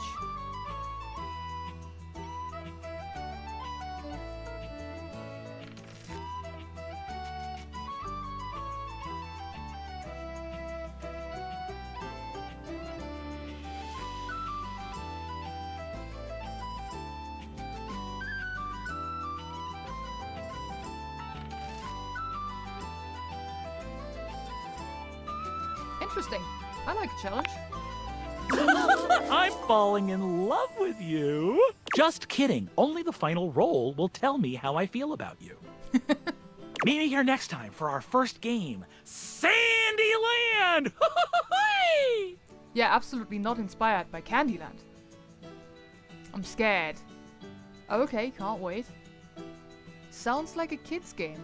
Yeah, don't you also roll die to figure out whether you like somebody?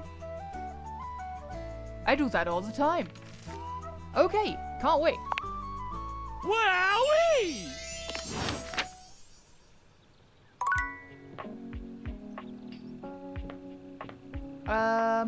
You were interested in looking at books?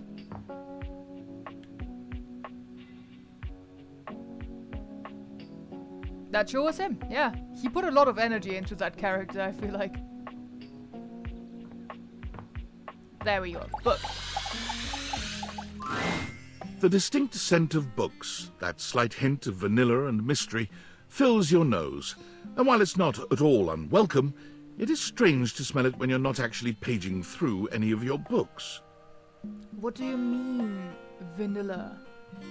It only takes you a few moments to track down the source of the smell. What appears to be the spirit of literature hovers a few feet away from you, nose in a book. When he sees you, he nearly drops the book he's holding, rewarding you with a glare. Ah! Oh, for God's sake, you cannot sneak up on me like that when I'm reading. You have no way of knowing what world I've been in. I might mistake you for a zombie or an ill-mannered country gentleman, and, well, I might have to act accordingly, you see. And that would be bad? I'm not a gentleman, how dare you? Okay, but what if I was a zombie?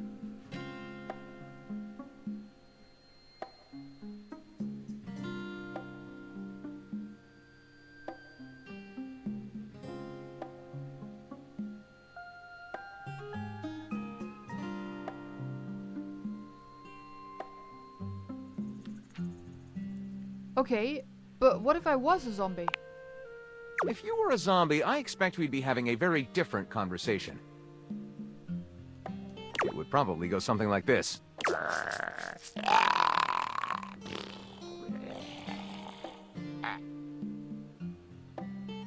Wow, you speak zombie? You watch your language, Buster.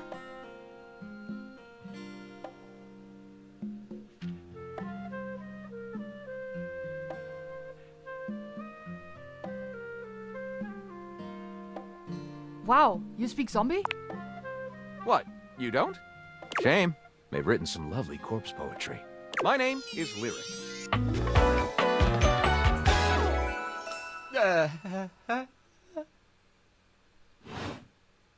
I chose the name myself, you know. I was originally written as Lionel. Can you imagine? Yes. No. Maybe so.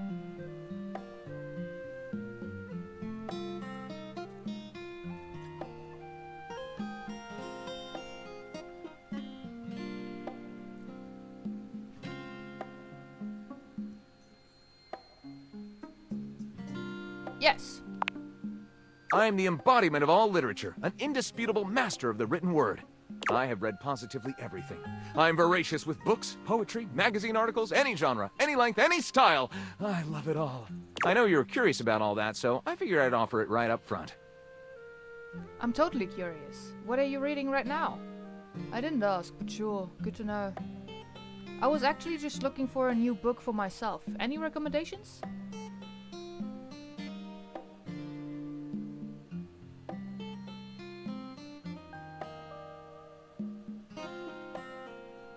I'm totally curious. What are you reading right now? What am I not reading right now is a shorter answer. This one right here is 20,000 Leagues Under the Sink, a riveting account of voyaging in a submersible to rescue a clean sponge from a dirty band of moldy criminals. This one, Angles in America, is a non-fiction history on the American phobia of rounded spaces. A bit dry, but it does make you see space and architecture in a new light. And this one I picked up on a whim, and I won't put down until they pry it out of my cold papier-mâché fingers. Pounded in the butt by the abstract concept of self-improvement while my gym equipment watches. This Chuck Pringle fellow, he really has a line on the object erotica market. Quite a varied collection you've got. Do you have a favorite?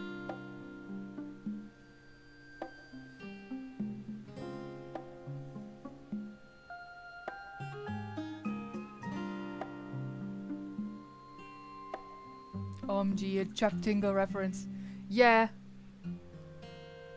This game is really full of references to a lot of things.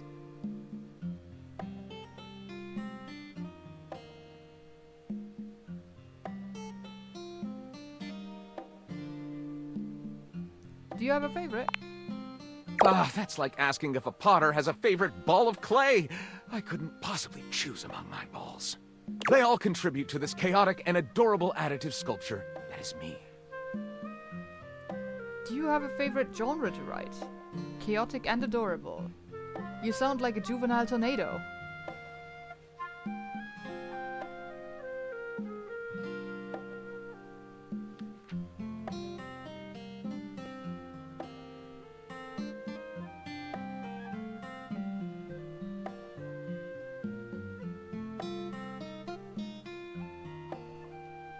Do you have a favorite genre to write?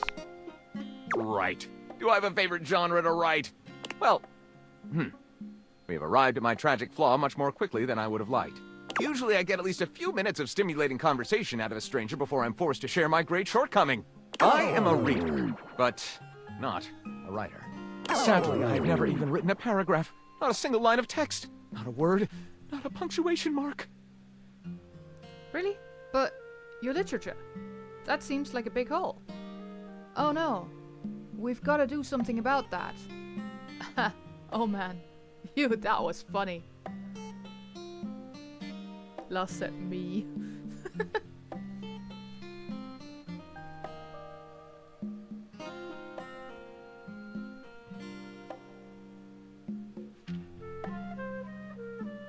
Oh no. We've got to do something about that. We do? Do you mean that you would help me write? Write with me? We could co-author the first book of Lyric? And Artemis. Yes, indeed. First Book of Lyric is a pretty good title, honestly.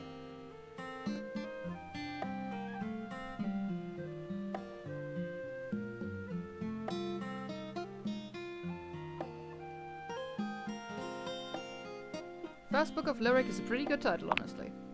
Well, I never. This is most excellent. I wager you're about to become the first human in history to help a book write a book.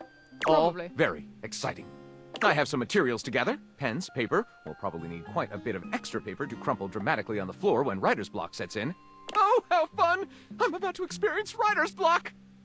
Yes, very fun. All right, I'll get to gathering. I'll need some time, but when you return, ready shall I be.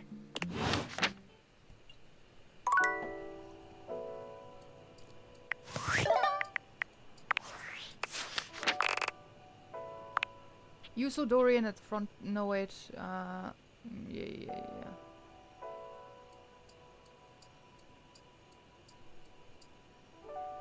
Yeah, there doesn't seem to be anything new here.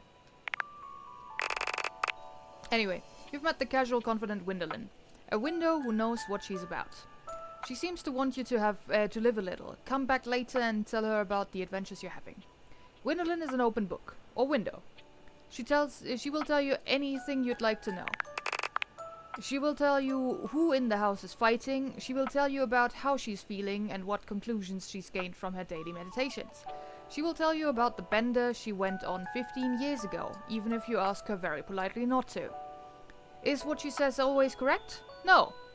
Is it sometimes nothing more than an opinion or conjecture? Probably yes. Is she a wild source of entertainment? Oh hell yes.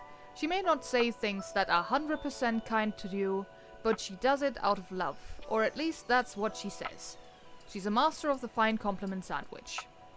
Likes transparency, dislikes baseballs. Very fair. Speak with her at the south window, west window, east window, north window. For Lyric, we're gonna go through them. You've encountered Parker, a colorfully dressed board gamer who is absolutely obsessed with rules. Ultimately, your relationship will be up to chance, but your chances will be improved if you play games with him. Come see him again soon to begin your attempts to forge a relationship. Oh dear, seems like you've met Parker. With the roll of the dice, the only way to settle your score with him, you should do your best to beat him at his own games. Likes games and boards? Dislikes making any sense. Ask him to strip down, ask him to put on a blindfold, use strange tactics against him, attempt to get a relationship ending with him.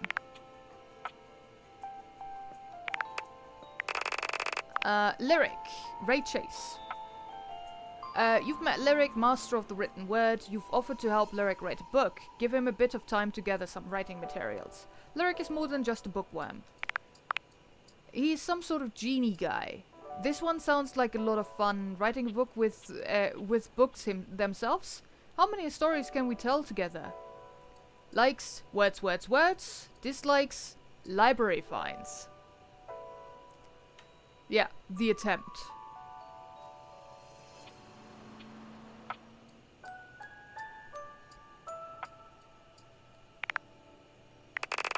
Keith. You found Keith, the skeleton key, in the crawl space where he has apparently been trapped for decades.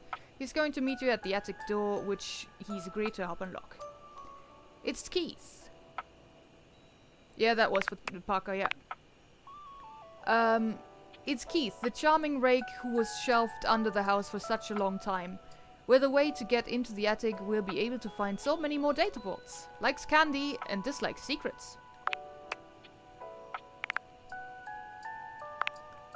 Bring up your smart stat and speak with Keith, same with every other stat.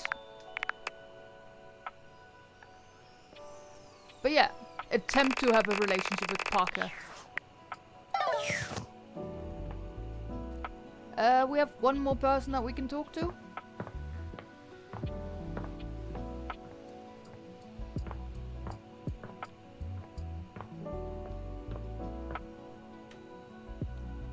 There's still boxes. There is the dust bunny downstairs. There is anything you've already talked to. There's the lamps. There's empty frame here. there is different kinds of boxes. A holiday decoration box. The flower, the safe. Dust bunny? Dust bunny.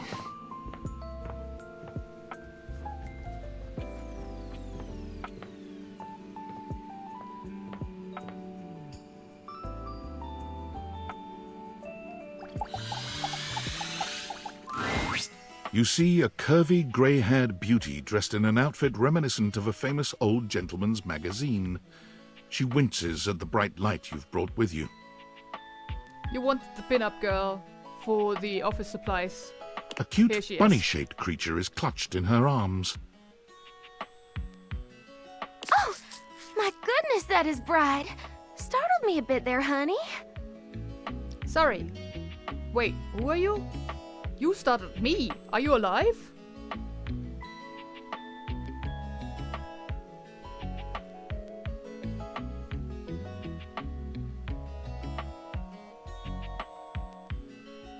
Sorry. It's all right. My name's Dolly, and I'm a dust bunny. I live under this big old couch. Howdy. Well, I live lots of places. I suppose you could say I'm a bunny of the world. The floors of the world, at least. And this here's my little companion, Lint Eastwood. She holds the little creature up. That's cool. So you're like a clump of dust? Ew, you're literally literal filth. Love the accent? Yeah, it's kind of nice. I love Lint Eastwood. That's cool. So you're like a clump of dust? Put a finer point on it, why don't you, honey? Apologies. I've just never met, such gorgeous grime before. It's just kinda nasty, you know? Both not very polite. Yeah. Bringing up that she's, like, calling her dirty is not a great look. And also, that's not a great apology that we're doing now. Apologies. I've just never met, such gorgeous grime before. My stars. I didn't know I had a sweet talker on my hands. Well, she I'll took it be well. honest with you. Flirting isn't my love language. I'm a bunny who is more than she appears. Oh, sorry. Hey, can I ask you something personal? Got a minute to chat? I don't know why we have to be so mean at her, to her in the beginning. It gets better, though. Unless, of course, you want to do the hate route. Which would be being more rude to her.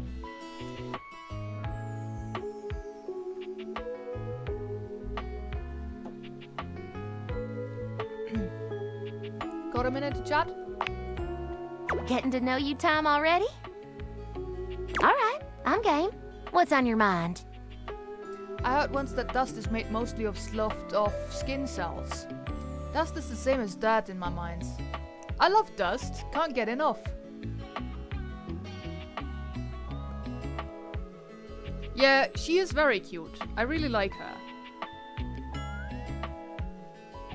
I heard once that dust is made mostly of sloughed off skin cells. I thought we as a society were past this. But yes, that's right.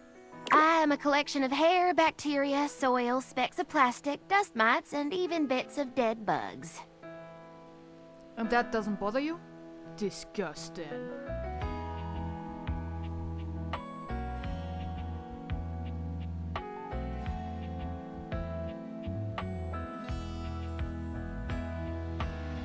And that doesn't bother you?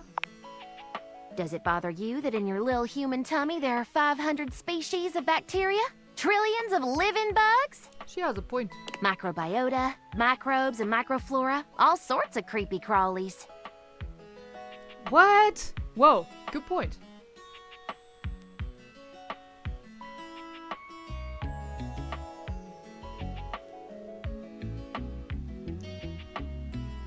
Whoa, good point. See? We are what we are, honey.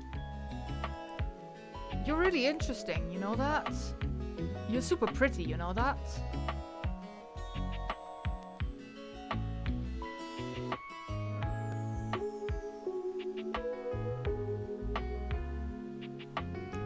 Yeah, we're going for interesting. And you're cute for a bug-filled meat sack. Hey! Or say nothing.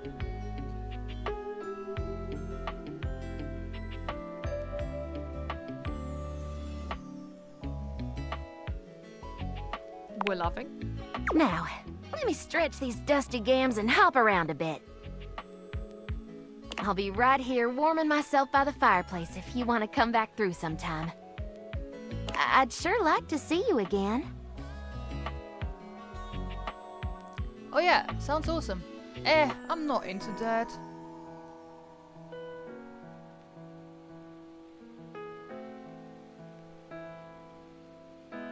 Huh?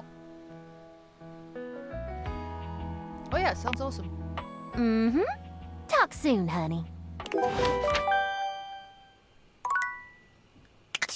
Bedtime.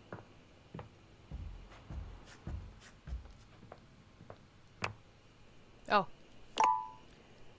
There's a workspace thing. Valdivianites, it's David Most, your beloved CEO, with an important question. What do the following items have in common? Cellophane, eyeglasses, and bottled water. If you guessed they're all 15% off today, only on Valdivian.com, you'd be absolutely correct. But even more importantly, they're all transparent. As your leader, I value transparency above all else, especially when the board of directors changes the locks on my office. Message received, Ian. With that spirit in mind, I need to share some difficult news with you today. I have not been entirely candid regarding my lost sunglasses. Firstly, the lost item was thankfully not my sunglasses. My sunglasses were handcrafted in Italy by blind artisans, are inlaid with conflict diamonds, and are locked in my safety deposit box. So you're never actually wearing them? The missing item in question is actually a Valdivian prototype. And even more importantly, it's the only existing prototype of the amazing new gadget we're planning to launch for the Q4 Blissmas season. Unfortunately, the engineer who invented the prototype was a disgruntled former employee who destroyed the schematics before disappearing himself. So, as you can see, it is imperative that the glasses are found as quickly as possible. To that end, and after discussing it with the board, we are now prepared to offer a handsome reward for their expedient return. A $50 gift card to Valdivian.com. Handsome reward, he said. Handsome reward. How long are you doing today? Kind of depends on you, honestly. Like, I could stop here, or we could go for a little bit.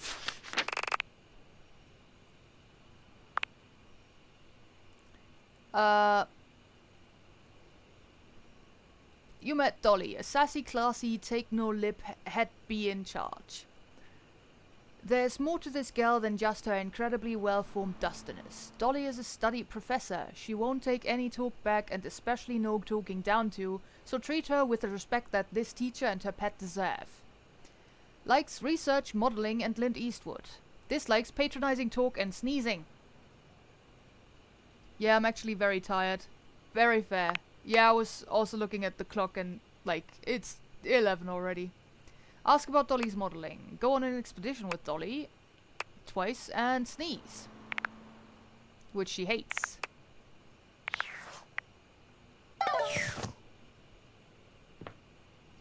Alright, I'm gonna go to bed. And then I'm gonna save once more. And then you can go to bed. IRL.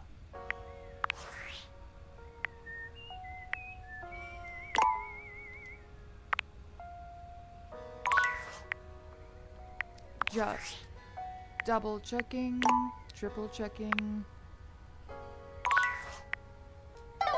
We've met 42 data bots.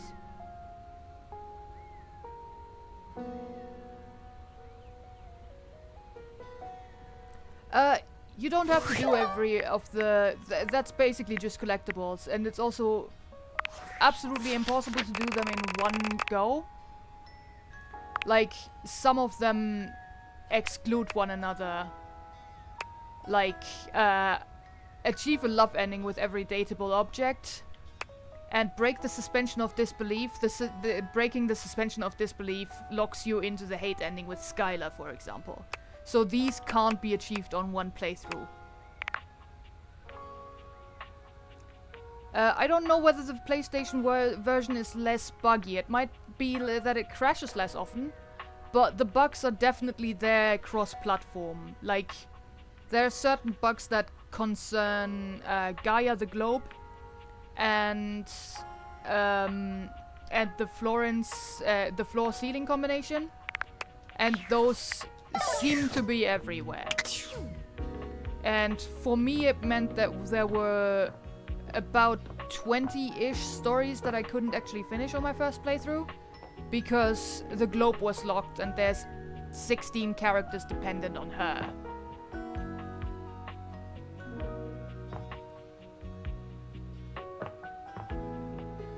Oh, also the bar has also got a bug with it.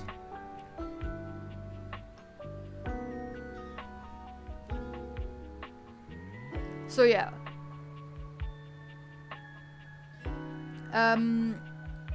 The devs are working on it. They are definitely informed. Really, do we have to get one every single time?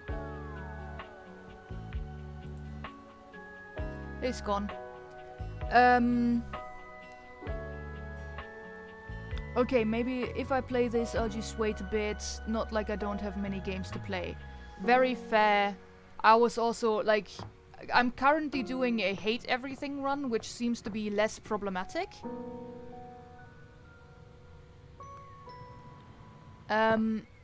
Yes. That is something, yeah, you will always be able to see when one of my friends comes online. Yeah, as in, the hate endings are mostly quicker to achieve, and thus you won't really get locked into the things, like the longer stories, where somebody is just talking about the same day over and over. Like, all of the glitched characters I've gotten to hate me already. So yeah, it's just because the hate endings are that much quicker to do, it's just easier to do without triggering the bugs. But also for the second time I knew, for example, not to talk to the candlestick, because the candlestick causes the bug for the globe.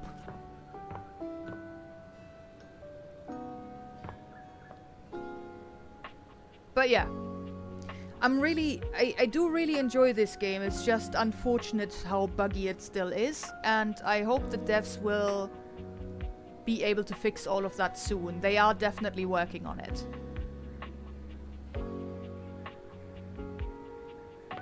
Yes, this arsehole here is the reason why I didn't finish the game.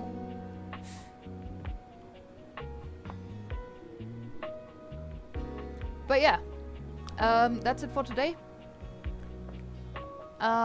Next week I'm probably gonna go back to Baldur's Gate. Basically kind of loosely...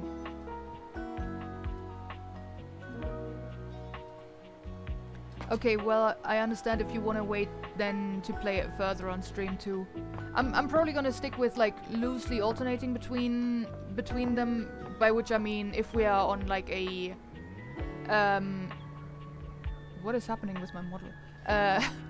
If we're on some sort of cliffhanger in Baldur's Gate, I would probably stream Baldur's Gate twice in a row and stuff like that. There's not really gonna be cliffhangers in this one. But yeah, I'm still gonna be, yeah, alternating between the two. And just for some of them, I will strong arm you into doing specific things to figure out whether we have triggered the bug, so that we can go back to a previous save and stuff like that.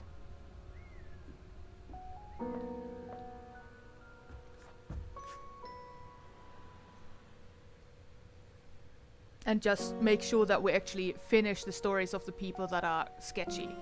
You know? But yeah. I will see you soon. And I will definitely talk to you soon IRL. Or rather over WhatsApp. That's not really IRL, is it? Anyway.